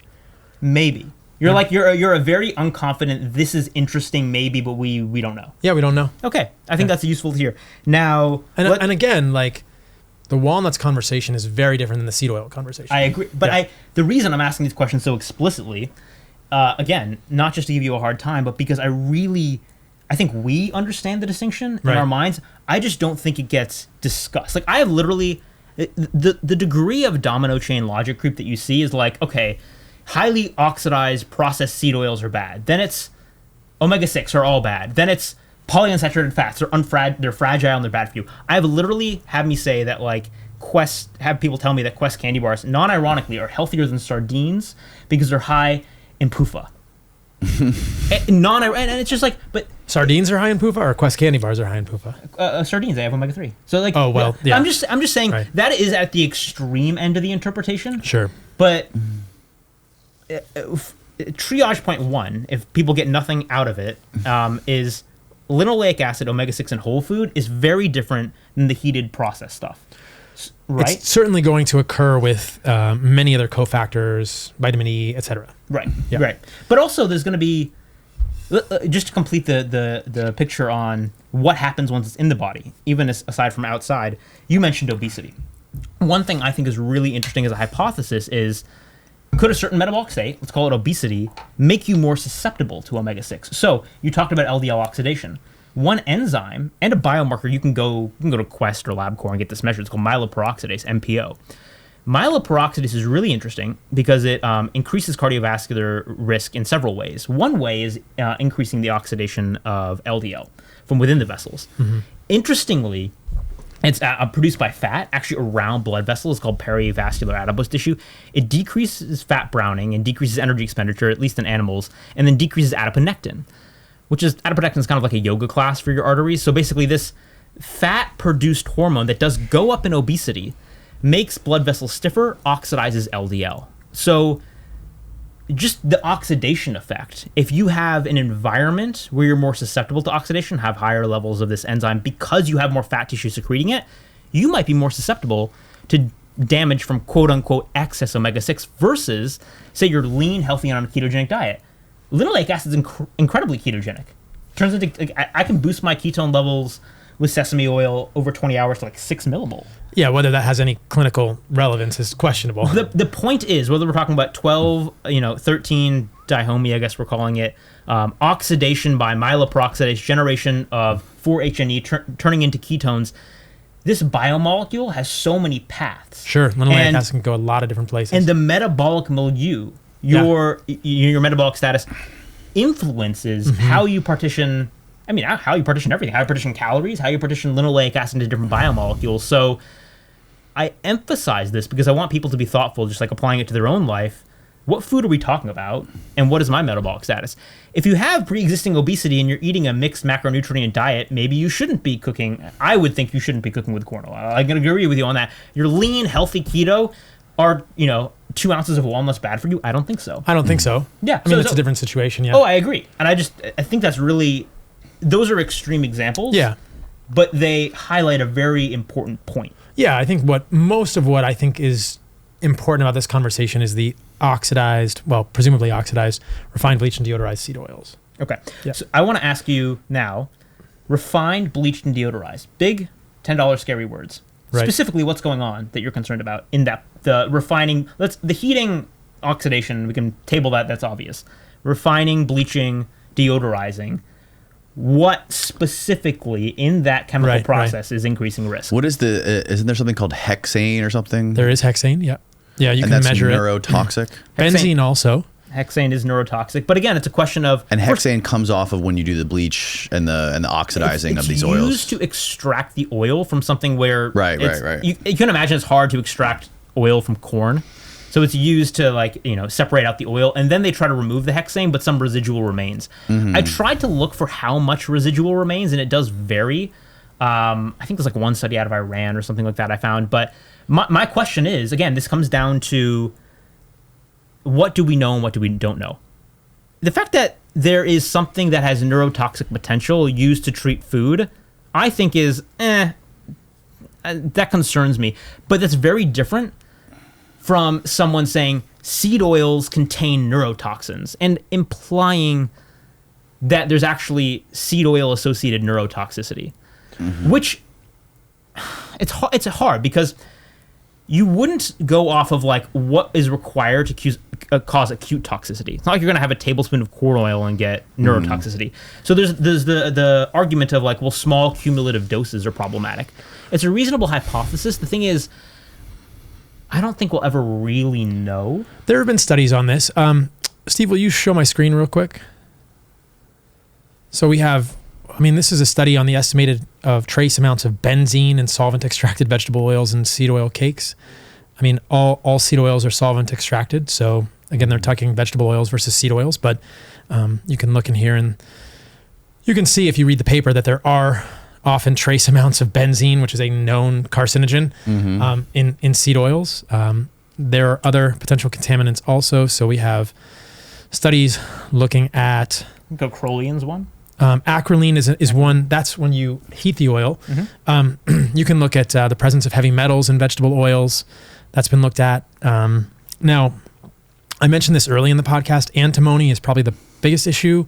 It's migration from the polyethylene containers of edible vegetable oils. And then the third one to consider is that the vegetable oils are actually quite high in phthalates. We haven't talked about this at all. Phthalates are endocrine disrupting sort of fragrance. Phthalates are in vegetable oils? Yeah. And this is, they say it in the title, non-negligible exposure source to humans. Wow. And they actually give a relative amount here. In this paper, they do the calculated average estrogenic equivalence of several major phthalates in edible oils. It falls into the range of 2.7 to 958.1 nanograms of estradiol per liter, 45 to 396 times those in bottled water. So this is a non-negligible amount of estrogenic equivalence from these phthalates. I mean, we're talking like there's a massive exposure to humans today cumulatively to these phthalates. So right. if I've never heard many people talk about this in seed oils, and whether this is coming from the processing or the storage in the plastic containers, you could solve this by putting a soybean oil into a glass container, but that's never going to happen, right? Most of these oils are in these polyethylene plastic containers on the shelf for many months. Yeah, it's interesting. Years. I wasn't aware of buying the oils in glass. I knew glass bottles would probably be better, but I wasn't aware of the importance of having a glass bottle that doesn't have exposure to UV light. The UV light has some sort of effect on the oil in the bottle. It's part of the oxidation process. Right. Light, heat, and oxygen are part of this process that breaks down the oils. Yeah. There's another study that I can find in a moment that actually looked at the peroxide value in omega-3 and omega-6 oils, and they might have looked at acrolein or other breakdown products. I know we talked about a study, Nick, where they heated oil, right? And this is interesting. So you can take, we discussed this earlier in the podcast. Again, we're differentiating this from a handful of walnuts in function here, in practice. You don't put walnuts into a deep fryer, but you put soybean oil into a deep fryer. If you go to Five Guys, if you go to In-N-Out, if you go to McDonald's, if you go anywhere, I've asked them what's in their fryer. It's usually some mix of soybean oil, corn, and canola oils. And they change the oil once a month. Once a week, probably, Right. which is pretty crazy when you think about you're going 24 hours or 16 hours a day in the fryer oil. Yeah. So I just texted you the graph. Your computer's hooked up. You can pull it up. Yeah, well, if you look at what's in, some of these oils, these are the aldehydes, and some of these aldehydes they're quite high with heating. There's another graph in the paper where they talk about the amount of specific aldehydes and acrolein specifically. The amount of acrolein in a large French fry at McDonald's is equivalent to the amount of acrolein in a pack of cigarettes. Now, this is just one compound, and when I've said this in the past in my content, people like to say, Paul Saladino is saying that seed oils are worse than cigarettes, which is not what I just said. People can rewatch the tape, but it's basically saying that of this one compound, which is a carcinogen, which is very likely, it is pretty significant. So this is a quote from there. 154 gram potato chip serving aldehyde contents are not dissimilar to those arising from a daily allocation of 25 tobacco cigarettes. So this is what we're talking. This is a specific use case of seed oils, right? This is a heated fry. This is potentially the worst use case of seed oils, Right. That looks to be very bad, but at least in terms of that one compound. So there's a spectrum here. So what about like Steak and Shake down the road? They're advertising that they cook all their fries in tallow now. So my perspective is this doesn't solve the equation completely. If you actually, when you rate into that one, they never solved this problem where the fries were pre-soaked in seed oils. Oh no. So they're cooking them in tallow. The tallow they're cooking them in has been altered. It's refined. So it has less saturated fats and more monounsaturated fats, so they can work with it more easily. So it's a liquid at room temperature. Tallow is not usually liquid in 73, 74 degrees. So the Steak and Shake tallow is a refined tallow that has more monounsaturated fats, less saturated fats, just at a clean, just a simple organic chemistry equation, like a peroxide value. The more unsaturated an oil is, the more quickly it's going to be damaged when you heat it. And so theoretically, if you had a higher saturated fat content oil, like a pure tallow, which is a refined, which is sort of an oil that is from beef fat, right? So people don't know tallow. It's a beef fat. It's solid room temperature. If you were to heat that oil, it's going to have a lower degree of oxidation, not zero, but a lower degree of oxidation relative to olive oil. Olive oil will have a higher degree of oxidation, a lower degree of oxidation relative to a seed oil. Down the road we go. And so theoretically, Steak and Shake cooking in their fries in tallow decreases the amount of things like this acrolein, these aldehydes. Yeah. Somewhat, but I just think that for human health long term, look, I've eaten French fries in my life. We're all gonna eat French fries, but if you have any significant amount of your diet that's from a deep fried food, no matter what it's cooked in, you're probably not optimizing. Yeah. And I don't think it completely absolves it. You can't just cook in tallow, deep fry something in tallow and expect it to be not have any oxidative liability in the human organism.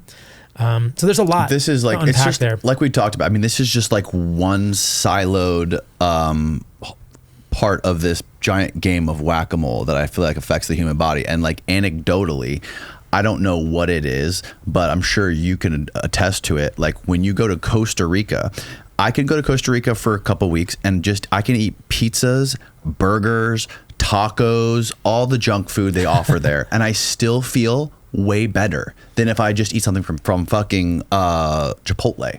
Like if I eat a Chipotle burrito, I feel like I just ate a bag of concrete. But I can eat all the garbage that they offer in Costa Rica, and I still feel better than that. I don't know what that is about, like how it's processed, or about like the ingredients they used, or what it is. Environment is this light energy, magnetism. Yeah, is that part of it? And then like another part, like I know, like I don't know how legit it is, but I've heard that like Costa Rica is one of the countries that has the highest lifespan. It's like considered one of the blue zones or whatever. It's not true. It's not true? It's only the Nicoya Peninsula. The blue zones are kind of a myth. Yeah. Okay. But like, I don't know if maybe it's a myth, but I just always thought about that being like the people there, they don't live this rat race that people live in America. That's true. Most of the people there, they wake up and they're just looking for waves. You know what I mean? They're enjoying the environment, and they're not sitting in a cubicle all day in front of a screen trying to like optimize their return on investment for whatever the fuck they're doing. There's something there. So people may not know this, but I live in Costa Rica mostly full time now for the last 4+ years. People in Costa Rica are pretty friendly. A lot of people work outdoors. They do some degree of moderate level activity in a outdoor context, and family is a big deal. So these are all things that make a difference, purpose. And these are all things that have been highlighted in the Blue Zones discussion. I think that the major failing of the Blue Zones paradigm is that the Blue Zones are not predominantly plant-based. If you look at the Blue Zones, whether you're talking about Sardinia or Okinawa, or you're talking about Ikaria, or you're talking about, basically that's most of them. They eat significant amounts of meat. Meat is a central part of their diet. There's a well-known dish in Sardinia called sarda pig. Ikaria, if anyone's been to that island in Greece, they're roasting lamb and other pigs on spits all the time. So to suggest that the Blue Zones are plant-based is just falsification. But a good takeaway from the Blue Zones is, having moderate activity outdoors, not sitting in a cubicle, not looking at blue light all day, having family, having purpose. These things are valuable for humans, and not inconsequential variables to our different overall values, different overall values. Absolutely. They don't value earning a huge salary as we do in America. They don't. They take time off. And I know this because you see it. These are very humble people, and when there is a holiday, everyone takes off. Right? They're not making any semblance of what we would make, on a dollar per dollar basis in the United States, and they're taking every single day of vacation they can. They're generally spending that time at the beach with their family. Right. It's families on the beach, at least where I live, right, and where you've visited it. These are coastal towns, but family's a big part of the ethos there. So these are other pieces of the conversation that are not able to be ignored. Yeah, there's definitely so many pieces too, and I think doesn't I know. I've heard that UV light can also have a huge effect on things like cholesterol. Is that right? Or is it vitamin D? Vitamin D levels can, if Pretty much affects everything. Sun exposure can lower things like Alzheimer's, cholesterol, heart disease, this kind of stuff. I think there's a small effect of like infrared light on PCSK9 and lowering LDL. I don't think it's going to be that tremendous though. I think when you're getting sunlight, you're doing a lot of things, right? We know that sunlight affects sex hormones. Ultraviolet light has been associated with higher levels of testosterone in males. So that's been shown multiple times. UV light affects the gut microbiome, actually increases diversity of the gut microbiome. Certainly from a circadian perspective, getting ultraviolet light is critical, and that is sort of the orchestration of all the hormones throughout the day. So there are many, many benefits to, I would say, full spectrum outdoor light with UV and IR and things you've talked about with other people on the podcast. I mean, I had Tristan on my podcast too, and we talked about infrared. That was super fascinating to me, that indoors you have no infrared light, right? So are we as a species also deficient in infrared light? Because outdoors you're getting infrared. Does the infrared balance the UV? You have he brought a big incandescent light bulb and he shined it in our faces during the podcast. Oh yeah, like his chicken light. Like some people, go a little overboard with the stuff. I mean, maybe it's not overboard, but it's like, you're bringing a light bulb with you everywhere you go. I lived for all my teenage years in a room with giant iguanas that had a big heat lamp. So that did my metabolic. And maybe that's why eating a standard American diet, I was resistant to weight gain. That was the secret. The iguana's lamp. Yeah, I think of sunlight. I'm joking, everybody, by the way. I think of sunlight as like whole food, and then indoor light as like processed food. They're very similar. A processed food has had certain components stripped away. We gave the example of the seed oils, the refining, the bleaching, the deodorization. Other processed foods are similar. And indoor light, I mean, these lights in here, right? This is blue light. It's flickering. It's not even the actual reproduction of the outdoor light spectrum. It has no UV, has no IR. It's flickering. So there's a lot of parallels there between. And people have done this, far in advance of what I'm saying here. They've likened light to food in many ways. We talked about the light diet and things like this, and just the idea that the quality of light that you consume affects you in ways that are not dissimilar from food. Not just not just from like a biological perspective, but from a mental health perspective too. I think one of the best analogies I ever heard was Alexis Cowan explained, like, being inside all day in front of blue lights is the equivalent to orcas in a tank at SeaWorld. Ooh. So there's actually a study in Nature Mental Health. Day and night light exposure are associated with psychiatric disorders. It's an observational study in over 85,000 people. I'll just read from the abstract. Greater nighttime light exposure was associated with increased risk for major depressive disorder, general anxiety disorder, PTSD, psychosis, bipolar disorder, and self-harm behavior. Independent of nighttime light exposure, greater daytime light exposure was associated with reduced risk of, and then all those terrible things. But did you, if you haven't, Paul, you'll love it. There was a paper out of Oxford in Nature on the mitochondrial origins of sleep pressure. I think I saw you talking about that. Yeah, it was fascinating. So ironically, the first author happened to be at the department where I got my PhD at Oxford, so we ended up corresponding about this. But basically, why do we sleep? It's still kind of an open question. Like, why did we originally evolve to sleep? And this paper presents interesting data, and I think rather compelling data, that it has to do with a mitochondrial dance. Is there any animal that doesn't sleep? No, all animals. So this is very, very primordial. Basically, like, billions of years ago, one cell consumed another smaller cell. That smaller cell became our mitochondria. They developed a symbiotic relationship, endosymbiosis. Incidentally, actually might have to do with autoimmune disease. Another paper, another time. But mitochondria aren't just like static little engines. People say powerhouse of the cell. They're not just like static. They dance together. And what I mean by that is they fuse together. Like different mitochondria will come and fuse together, and then they will break apart. It's called fusion and fission. And this happens in cycles. So fusion helps with energetic efficiency, sharing components. Fission helps isolate out components for recycling, so damaged mitochondrial components. So like anything, biology, nature, they operate in cycles, and this fusion and fission cycle is really important, and it corresponds with sleep. But really interestingly, what they were able to find in this study is you have to do this experiment in animals because you have to manipulate them, but you can change levels of the proteins that promote fusion and fission, so to bias the balance, fusion versus fission. And they could change sleep drive by altering the mitochondrial fusion-fission balance. Long story short, like, we think about the sun as the base of the food system, but I think it interacts with biology in so many more fundamental ways, as in, like, the light coming through the atmosphere at different times of day, which there's going to be different spectra, go into your eyes, change mitochondrial dancing effectively in your brain. You know, the clinical implications of that can be intuited through like the study we just discussed about mental health. Now, I don't have the exact domino chain of things that occur, but when we think about just how fundamental sun is to our biology, having studies showing that, you know, mitochondrial dynamics which interact with daytime light exposure can like literally change the dance of mitochondria, which can create, it's not a clear picture.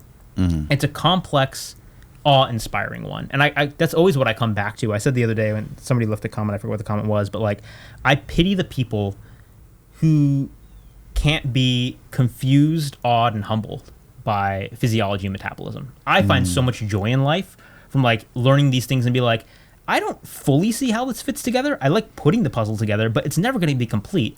And that's what's so cool. And also just incidentally, because we were talking about blue light, in the newsletter I did on this, I looked at data separately on how blue light impacts mitochondrial fragmentation.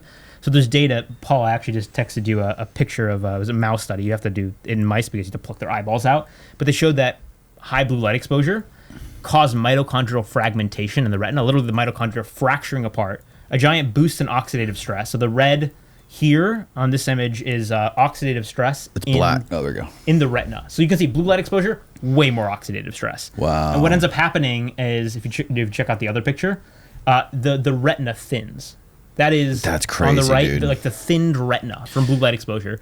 And in humans, there's like risks of things like age-related macular Well, it's crazy because there's a lot of there's a couple that I'm aware of, like big-time video gamers, competitive video gamers they play the games, but on the computer screen right in front of them, and they've had retinal detachments, and they've had to have surgeries because of that. That's just like, that picture is just crazy to me. Like in a mouse retina and a human retina and like, you know, chronobiology, it's pretty conserved. Yeah. So this is not saying like you can't like watch a movie with your partner at night, but like get a big red light panel and blast it in your face while you're watching the movie. The retina is a really interesting thing. I mean, we can circle this back to seed oils if we want, or we can just leave that dead horse. Because there's a lot of just general oxidation in the retina. It's actually kind of a good model for how different fatty acids. Yeah. And there's very clear, there's at least pretty strong associational evidence. I'll find it's called the Blue Mountain study on the age-related macular degeneration in seed oils. This is the Blue Mountains eye study. Evidence of protection against early AMD from eating fish, greater consumption of omega-3 fatty acids, low intakes of foods rich in linoleic acid was protective for AMD. Wow. I mean, it's very physiologically possible, combination of high blue light and things that it can oxidize. The retina's this is a great model system, I think, that you have the blue light as an oxidant on a fragile tissue that is pretty close to being exposed to the environment, and then you see, at least this is again just it's an observational study, but there was a pretty strong association here between lower consumption of linoleic acid and better outcomes, and meaning less incidence of age-related macular degeneration.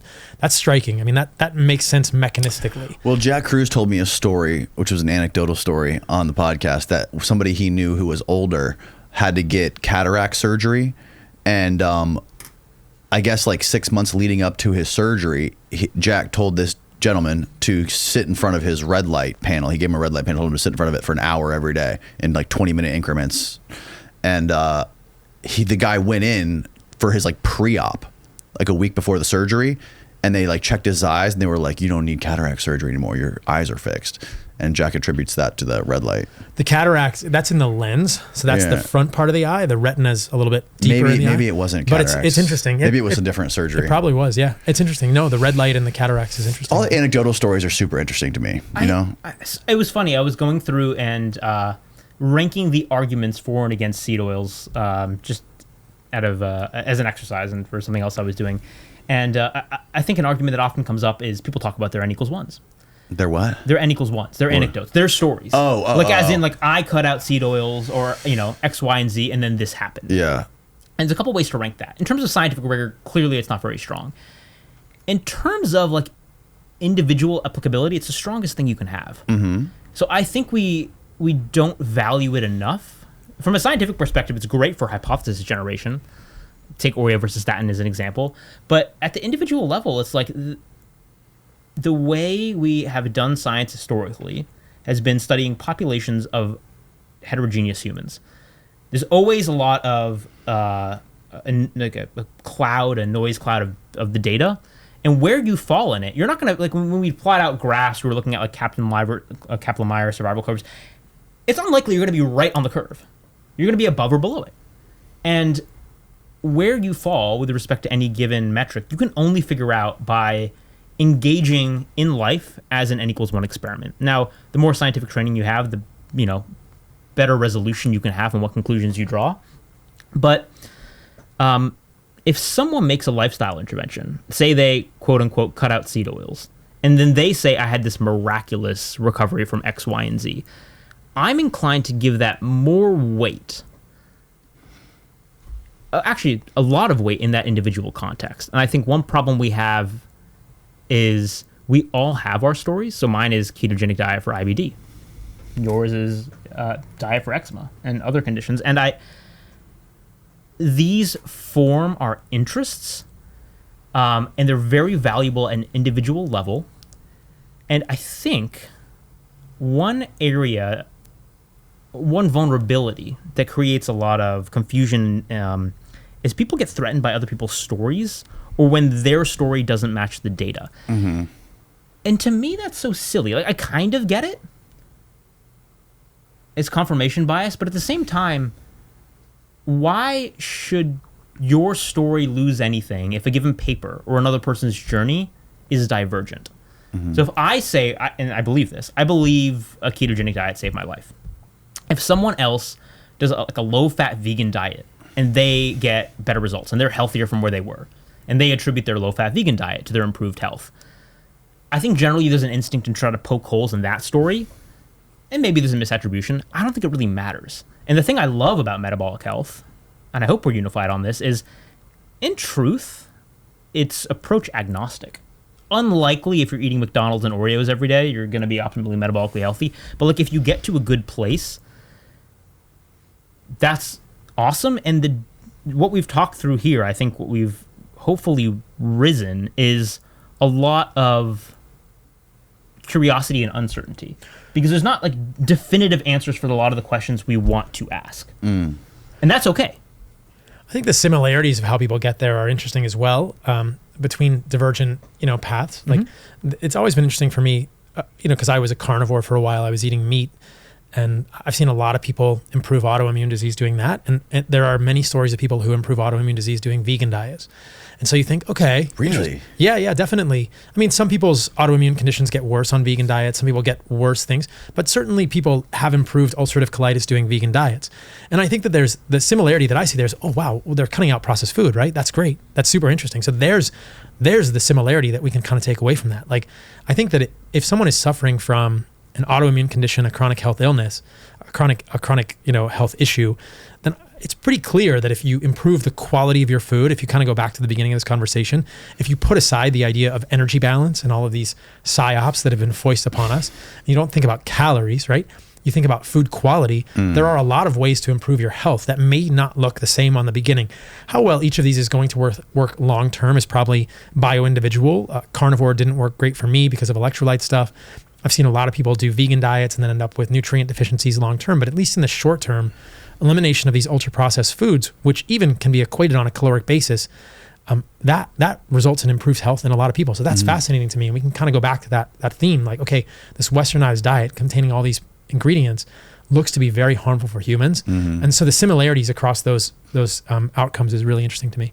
And then, I mean, speaking of N=1 experiments with seed oils, I have to bring this one up because it's so strong. You can probably find a thread. I don't have a thread on my X account, but whenever I post about this, the community survey is unanimous, or it's actually, I shouldn't say that, it's very strong. The idea that like people who cut out seed oils, at least in terms of their personal experience, tend to burn less. And I think this kind of mirrors the macular degeneration Burn stuff. less? Burn in the sun, yeah. Oh, interesting. Yeah. It's not that they burn their food less, it's that their skin burns less. Interesting. So their human experience is when you decrease the amount of polyunsaturated fats. Again, this is just observation, sort of like community surveying, which is fascinating. And as Nick says, hypothesis generating.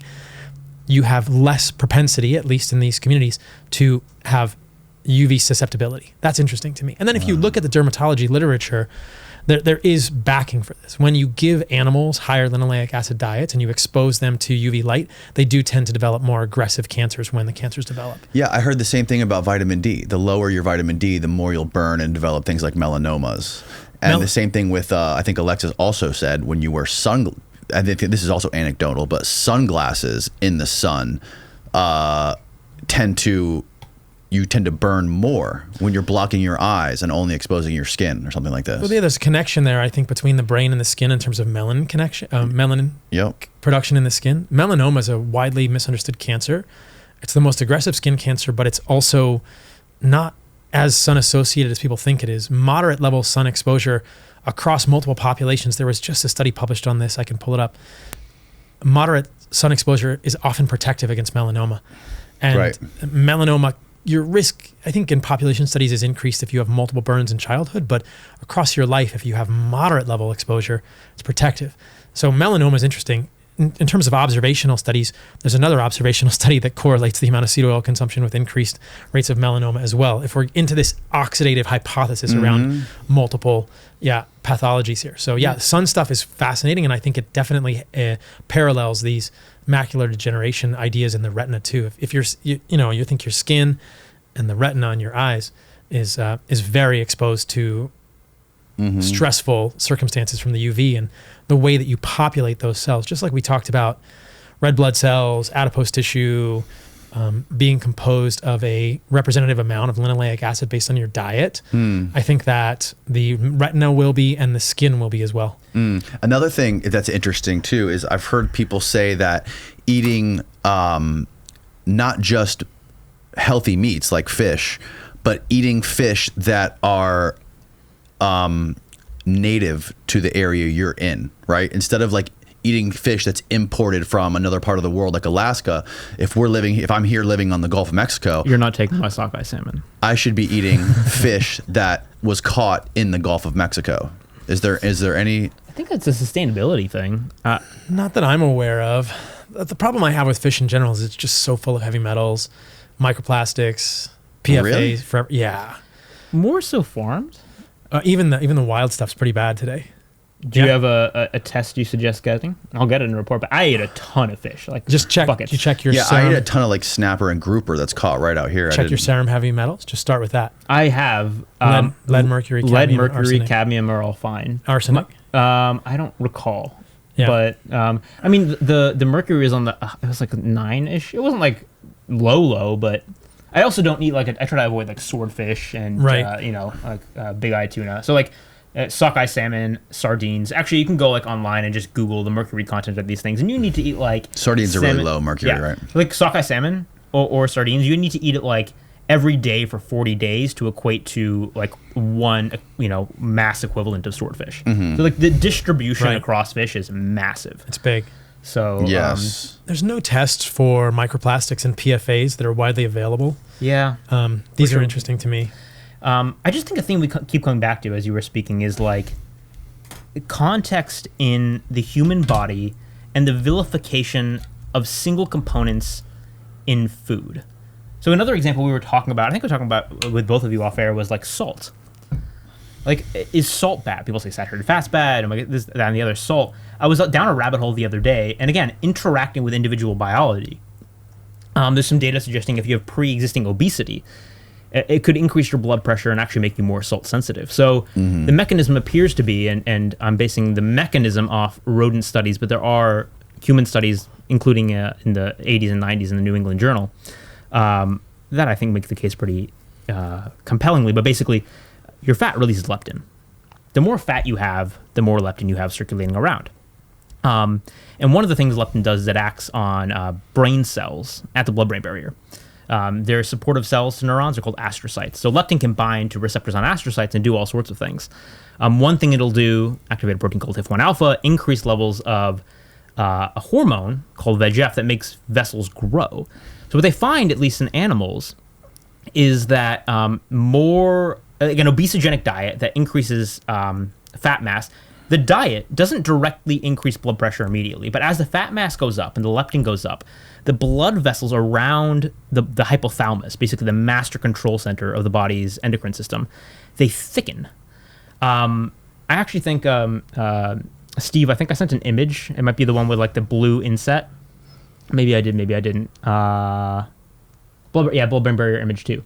So like this is an image of the basal membrane at the blood-brain barrier.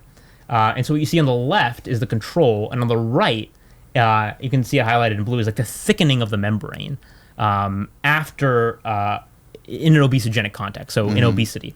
The point here is like literally the vascular around the brain's master controller of the whole body's hormone system is changing. And this ends up changing things like nervous system tone.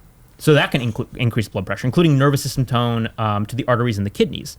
It also increases susceptibility to inflammation, which can drive up blood pressure. But interestingly, so, you can't do these controlled experiments in humans, but you can look at like human genetic cases or interventional trials and see, is there, a lineup? So what do we see in human obesity? Increased blood pressure. Well, what would we predict to see if you had human obesity but no leptin signaling? No increase in hypertension. No, so you would expect in congenital leptin deficiency, just for people to be have massive obesity because you don't have leptin signaling to suppress appetite. But you would actually expect, weirdly, the blood pressure to be lower normal. That's exactly what we see. Wow. And people have argued that, well, if you give back leptin, it doesn't increase blood pressure, but you're not like super physiologically dosing it. So it's complicated, but there's that. And then if you look at studies done in I think it's 1989 in the New England Journal. Can you bring up, Steve, New England Journal bar graph? This was a trial, a few up. This was one down. There we go. Oh, yeah. This was a trial published in the New England Journal with lean people or people with obesity, where they gave them a very high salt diet. It was something like 15 grams of salt versus a very low salt diet. Mm-hmm. They're testing sodium restriction. What is the effect of sodium restriction on blood pressure? Obesity, it drops it. Non-obese doesn't affect it at all. Nothing at all, which is fascinating. And actually, if you go to that's crazy. Go to NEJM dot plot. It's messy. There's a lot of variability. Of course, humans have heterogeneity, but this is the association between percent body fat and change in blood pressure with salt restriction. So what you see is as your body fat drops, the drop in blood pressure you get from restricting salt, again, it was an astronomical drop in salt. Like a tiny salt diet versus a massive salt diet. As you drop below the low body fat's on the far left. Yeah. So as you drop, at 30% body fat and below, the change basically drops to zero. So again, context. Mm-hmm. The story I'm telling here, which I'm not 100% definitive, and I don't think this is the whole answer in humans, but it's a pretty compelling mechanistic story where leptin from fat tissue can remodel vasculature around the brain and change the way your body's hormones function, and actually how your kidneys function. So there's a direct effect of leptin on the kidneys that cause it to retain salt. Mm-hmm. So this is a scenario, again, where, you go up and look at like the AHA recommendations for salt, like everybody should eat less than 2.3 grams. And it's just like, you have studies like even from the Framingham cohort showing that very low salt can associate with higher blood pressure. And then studies like this, the New England Journal, there's no refining the message to account for various metabolic conditions, various metabolic factors. So when it comes to saturated fat, omega-6, salt, what we keep on seeing again and again, and this is the theme, is that like there is metabolic context that we can understand and use that to inform what the individual should be concerned about. So if you have obesity and you're eating a mixed macro diet and you're sedentary, should you be relatively more concerned about omega-6 and salt? Probably. Mm-hmm. If you're lean and keto, should you be concerned about like omega-6 from whole foods and salt? I don't think the data support that. So it's context. When I read this one on your Substack, Nick, I wanted to ask you this. So I'm curious for your perspective, because we see this a lot, right? When you have the fat mass, fat mass talks, right? The fat mass is secreting these adipokines, leptin, which can be problematic when there's leptin resistance. What do you think is the main driver of the fat mass? Because in my mind, I always want to pull it back to like what caused it. And I think Western medicine never challenged us to do this in medical school. So in your perspective, what are the major drivers of the obesity and the fat mass in these people? Because you can say, okay, you have more fat mass, more leptin, this is driving hypertension. Where did the fat mass come from? So when I think about this, depending on what portion of the web, the network I want to talk about, I kind of think about it as like, there's always an upstream driver. And then some places in the network where various things converge. So we can talk about like circadian disruption and how that alters hunger hormones. We can talk about high insulin levels and how that directs energy to fat cells and causes them to expand. So I want to point out there's lots of different things converging on the fat. And then as the fat expands, it can cause downstream metabolic damage from, harming the blood-brain barrier, et cetera, et cetera. So in this mental image, I kind of see the fat mass as one convergent point in the mechanism. With respect to what causes the fat to expand, I would analogize this somewhat to the study I talked about earlier about the 4 types of type 2 diabetes, where I think there are lots of different causes that are going to carry different weight in different people.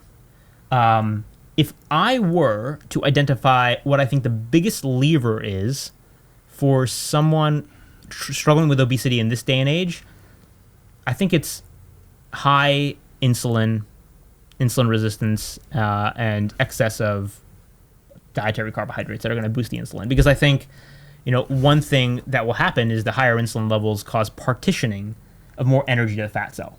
So you're saying insulin resistance? Yes. Which is kind of like metabolic dysfunction.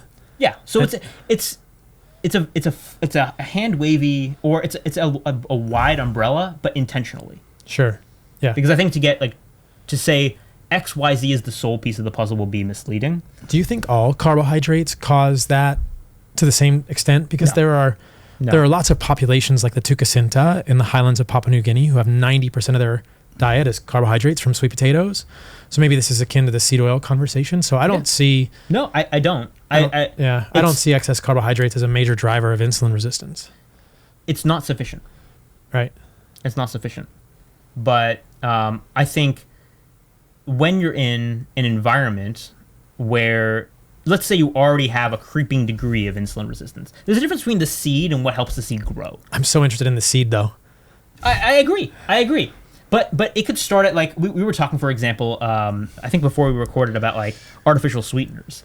And there was a study out in the Proceedings of the National Academy of Science. This isn't obesity per se, but it was showing that even very low-dose aspartame can cause transgenerational inheritance of anxiety. So if you give male mice, it was the equivalent of 2 to 4 Diet Cokes or diet sodas. They literally say it in the paper that that's the dose equivalent. And not only do the mice have more anxiety, and there's mechanisms to explain this. I think there's even one human randomized control trial where they did different doses of aspartame. It was like coded as irritability, but that aside, not only do the mice have more anxious behavior, and there are validated tests for that, but the kids of the mice and even the grandkids of the mice have more anxious behavior. And then we also have data from I think it's it wasn't the Dutch hunger winter, but there was another natural experiment. I think after World War II, it was like 1953, where sugar rations changed in Europe and like isolated massive increase in sugar intake.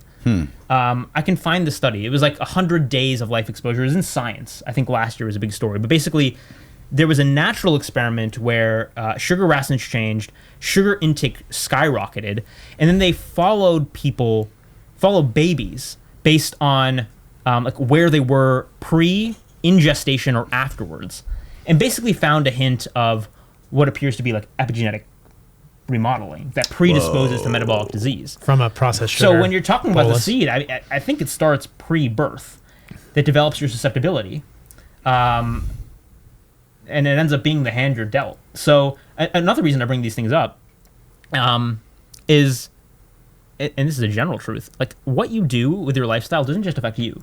And I don't mean to be telling pregnant women, like, how to live their life. That 29-year-old white cis male saying you should do this in pregnancy is not a great look. But I'm wise enough not to mansplain that one. But just talking about the data, the fact is we'll never, you want to, the gold standard evidence randomized controlled trial. We're never going to have that RCT in humans. Transgenerational RCT on diet, coke, and anxiety. Like, it's not possible to do. So what are we left with? We're left with the evidence we actually can collect and what we can conclude from that, which is, I think, this actually could be a concern. Then, at the individual level, how much does it cost you to do an intervention? In this case, drinking water or seltzer instead of Diet Coke. And that's not for me to tell you. It's just like, this is interesting data. And what do you guys think? I'm sure you've seen Mark Bell's sugar diet. Have you seen this? I've covered it, yeah. Yeah, you made a video about it. Yeah. What is going on there? I'm fascinated by it. So this is one of those things where, to be honest, when it comes up, there are certain things where, like, you have your own mental heuristics, and I'm like, I'm triaging this to the junk pile. But coincidentally, a paper came out in Nature Metabolism right around the same time. This did not actually influence, this is just a coincidence. It didn't influence Mark's decision to do it, but it was an experiment, actually 3 controlled studies, separate 3 controlled studies in Nature Metabolism. I think it was like Nicholson et al., 2025, and they showed that protein restriction. So a sugar diet's one type of protein restriction diet. If you're eating just fruit and fruit juice and candy, you're going to protein restrict. Protein restriction causes about, in the lean, healthy men, a 600-ish increase in energy expenditure per day without any increase in activity. So it was a 19 to 21% increase in total energy expenditure without changes in activity, no changes in thyroid hormone or other hormones generally associated with changes in energy expenditure. It was very consistent when they went back to a higher protein diet. So the protein restriction was 9% of calories from protein. And then when they went back up to like 18% calories from protein, their metabolic rate lowered. And what they were able to show is in these in these people, it was an increasing level of this hormone called FGF21, mostly made from the liver, which appeared to be signaling to fat cells to make the fat cells expend more energy. So then they did mouse models, because you can manipulate mouse models to kind of prove causality. I can find the study in a second. But and they were able to show like a causal pathway whereby FGF21 changes fat cell metabolism, increases energy expenditure quite massively. Again, a 600 calorie effect. A couple interesting things about this study. First of all, they tested first a high carb, low protein diet. So 70% carb, 9% protein. That wasn't the only one they did. They replicated that. And then in the third study, they did high carb and high fat. It was 9% protein, 41% carb, 50% fat, if I recall. So you could engineer this with ice cream, basically. Okay. Same effect. Same massive increase in energy expenditure, and the participants, the way they do it is they also have the participants increase their energy intake to try to not lose weight. And I think in most of the studies, they needed to increase their energy intake by quite a lot, and then they still lost a little bit of weight. So they did high carb and high carb, high fat. I did another video where I replicated this using a ketogenic diet. So a 4-to-1 ketogenic diet, which is 90% fat. So also low protein. Same effect. I literally could not eat enough to keep the weight on. I was just up titrating the calories. And in like 3 weeks, I lost over 6 pounds. And by the end, I'd increased my caloric intake on average over to like the whole up titration by over 300 calories per day. I think I calculated it as like I should have been in a quote unquote 6,000 calorie surplus, but I lost 6.4 pounds. So it's the low protein, which is the common denominator. The low protein. And people are going to ask about the whole muscle thing. There wasn't significant effects on muscle loss, and there was a change in nitrogen balance. There was a trend towards decreasing muscle mass or lean mass, but that's also coupled with a decrease in overall body mass. So it's not clear how this would affect physiology in the long term. And then just to add one more very interesting nuance is subsequent to that, another paper came out in Cell Metabolism where they genetically manipulated mice to increase FGF21 just at the fat cells. And then this happened. The mice lived longer in an obesogenic context, but they lived longer with same or increased energy expenditure and improvements in body composition. The reason I find this really interesting is not because I think FGF21 signaling of fat cells is going to increase human lifespan substantially, but the mere fact that in mammals, you can change fat cell metabolism with one hormone and change a mammal's lifespan speaks to how incredibly important fat cell metabolism is for our overall health. It was pretty cool stuff. Whoa.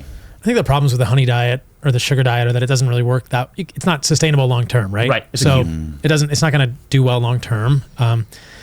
We don't know what the effects are long term with uncoupling this sort of metabolism at the level of the mitochondria with FGF21. I think that it's interesting. Like Nick is saying, it's instructive. It's like a human petri dish. But I think that maybe it helps people jumpstart their weight loss a little bit. But the problem is like, you need amino acids for other things, right? You need amino acids to make neurotransmitters. You need amino acids to, to build and repair things in your human body. So this doesn't work great long term. It's not the panacea. No, Right. It's an interesting illustration of metabolism.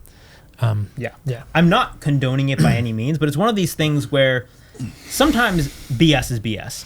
Other times you can pick at the BS and there's something fascinating underneath as a teaching point. I put the sugar diet in that category. Do I think it's a good idea? No. You can even get the same effects by eating a non-sugar diet that's protein restricted. So this is like a subset of protein restricted diets, and that's how it works. But you can imagine in popular media, if you can do a sugar diet and can make it work, that's going to be the thing that takes off. It's the same reason that my Oreo versus statin study took off.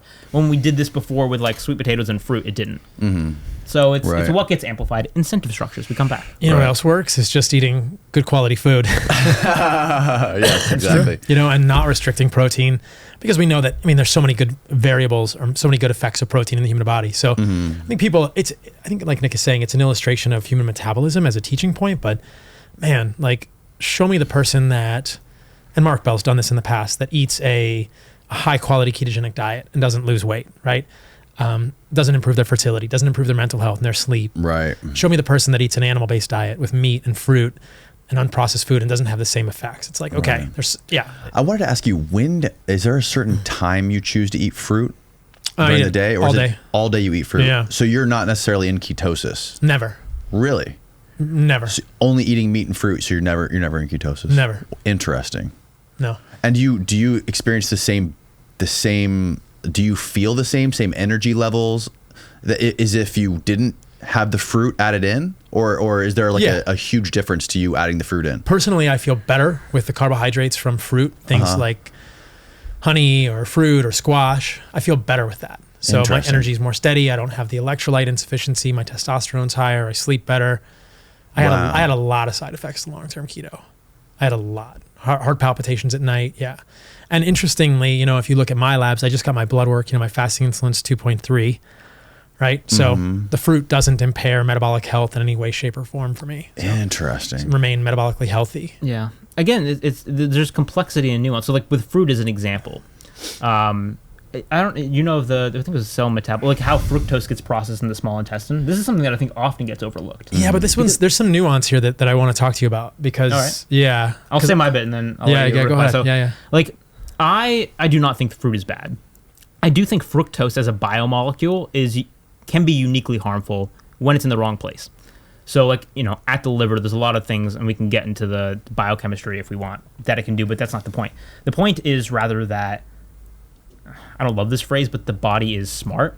So if you have like glucose, you can consume glucose, it'll get absorbed, go through the portal vein, hit the liver. The same thing won't happen with fructose. Fructose actually, it gets biotransformed by the small intestine into glucose and other organic acids. So when you say have like a handful of blueberries, the amount of fructose in those blueberries, negligible amount actually gets to the liver. It's biotransformed into other sugars and organic acids beforehand. Right. So in this case, it's one of those things where like, when we're talking about exogenous intake, the dose makes the poison. I think that kind of thing often gets overlooked, and it can also reconcile why, like, potentially fructose from, saying, having a bowl of cereal with a glass of orange juice, which will saturate this mechanism. It'll overflow, and then you will get more of a fructose assault on your liver, is different, and not just, like, linearly associated with, saying, having some blueberries. And it's the same thing with, like, I was asking somebody the other day, do they think fructose is uniquely harmful? So someone with good physiology background, they said yes. And then I asked them, like, do you think blueberries are harmful? Like, well, no. There's a lot that is in a blueberry that's not just fructose. And what I find interesting is the double standard. Because when we talk about saturated fat, a lot of people say, well, saturated fat is bad. And then extend that logic to dairy is bad, butter is bad, steak is bad. And I just want to show that those leaps of logic are actually very similar. So like from the whole human perspective, generally there's more to the whole food in terms of how it impacts your body than focusing on like one component that it might be rich in. Anyway, Paul, what were you going to say about the... No, that's a great segue to that point. So if you look at the research on fructose, I think fructose is a molecule we've been sort of told to fear incorrectly. If you look at the research in fructose, either in animal models or in humans, it's almost always given in isolation. Glucose has two transporters in the gut. There's SGLT1 and there's GLUT2. Fructose is GLUT5. But when glucose and fructose are administered together, fructose can use GLUT2 with glucose. So what you get when you administer fructose by itself is you get fructose malabsorption. And fructose malabsorption leads to overgrowth of dysbiotic bacteria in the gut.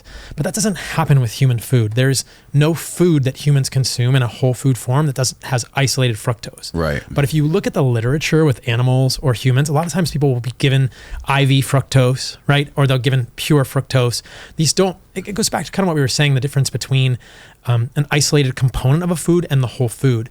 So if you look at the studies on fruit, they're invariably healthy for humans. I mean, you look at even there's fiber, there's all kinds of things. Well, even without fiber, even looking at fruit juices, so orange juice, pomegranate juice, cherry juice, grape juice, watermelon juice, the list goes on and on. These all improve outcomes, whether it's DNA damage, whether it's oxidative stress, whether it's LDL oxidation, endothelial function.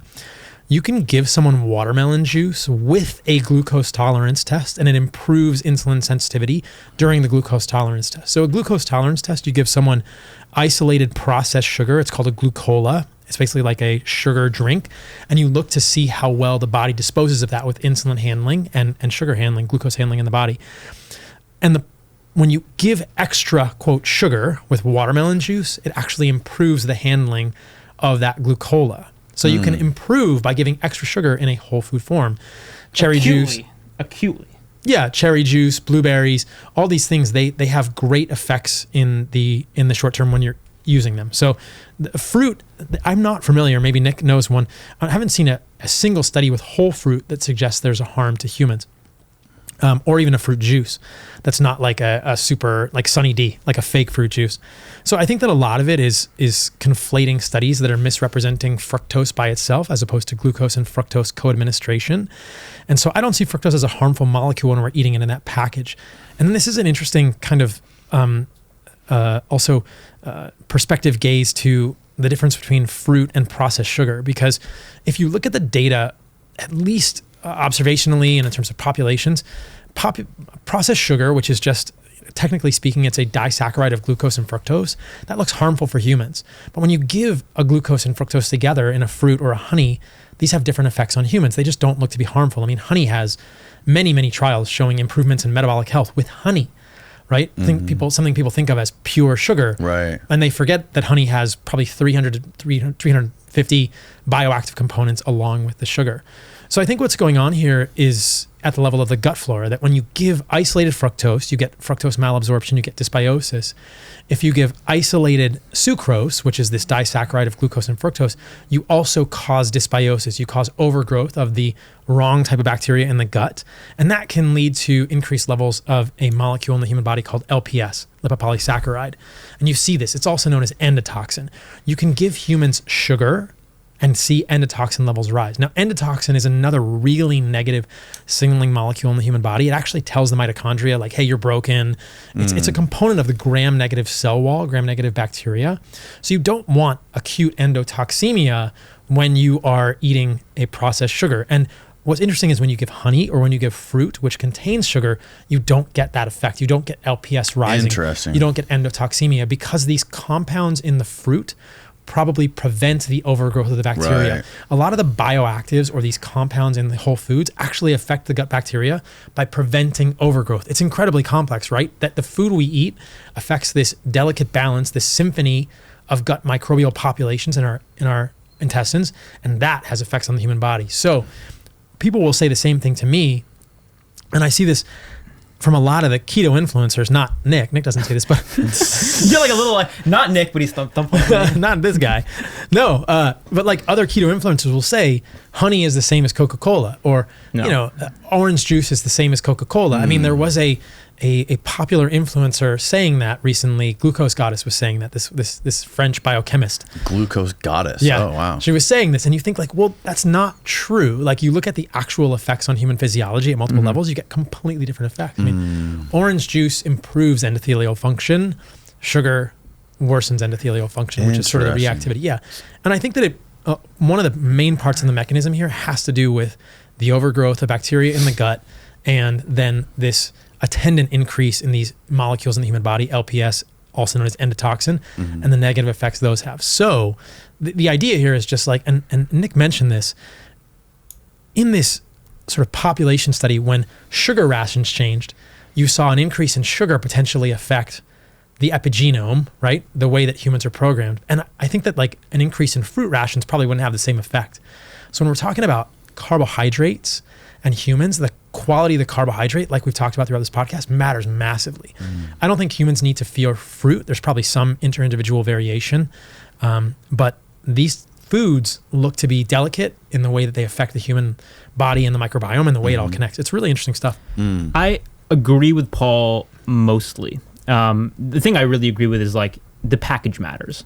We're talking about compounds in blueberries, honey, or like we were talking about walnuts earlier, like the effect of like elagitannins on you know, is it urolithin A or hippuric acid? I think it's urolithin A is the downstream product. But basically like your microbiome will interact with components that are in your food and generate compounds that can have more powerful metabolic effects than the macronutrients or subgroups therein, like fructose, you know, than we give it credit for.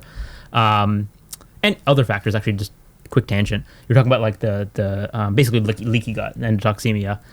There's also new data showing that you can manipulate your mucin lining and change the gut flora with stress. So stress activates, it changes signaling in a region called the amygdala, and there's a signal to glands in the gut called Brunner's glands that change mucin production. So like another way where like all of these things converge. We're talking about like psychosocial things.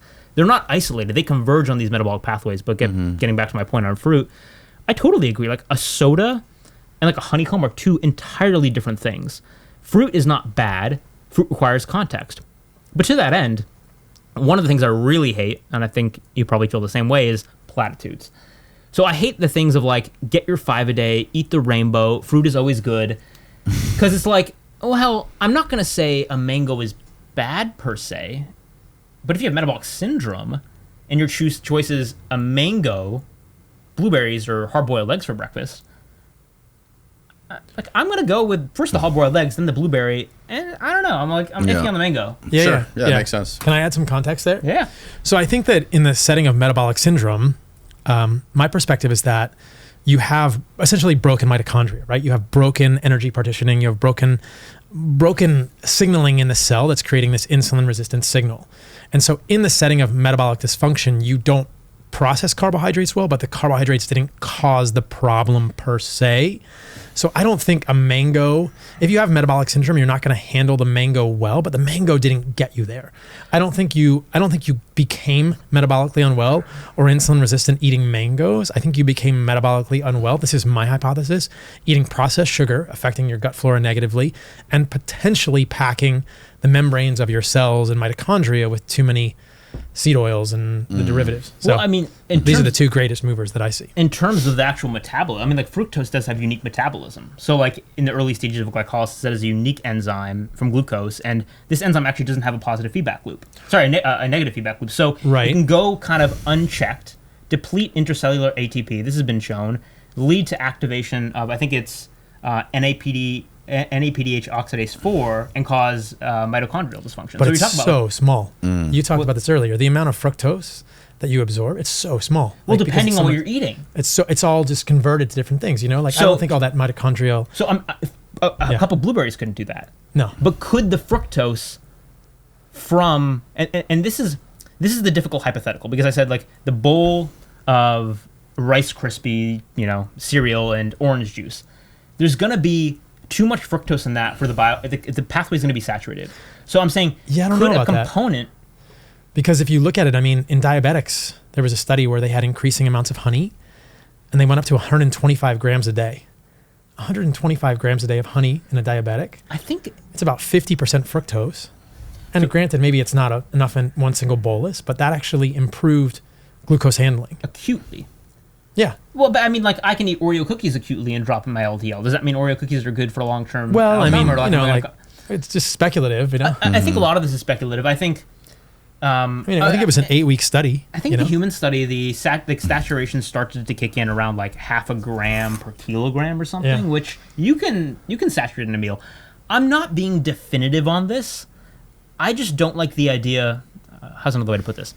People say like empty calories. This is something that we can probably agree on. Is I think the term empty calories is stupid because it suggests that like the macronutrient cargo, like the carrier, is itself inert and just energy.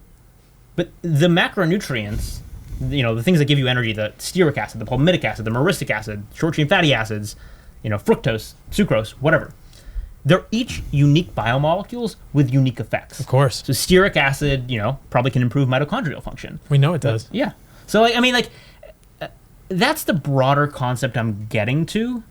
I guess coming back and probably bringing it to the end because I'm going to not miss my plane. You got to leave soon. Is that context matters, and what I mean by that is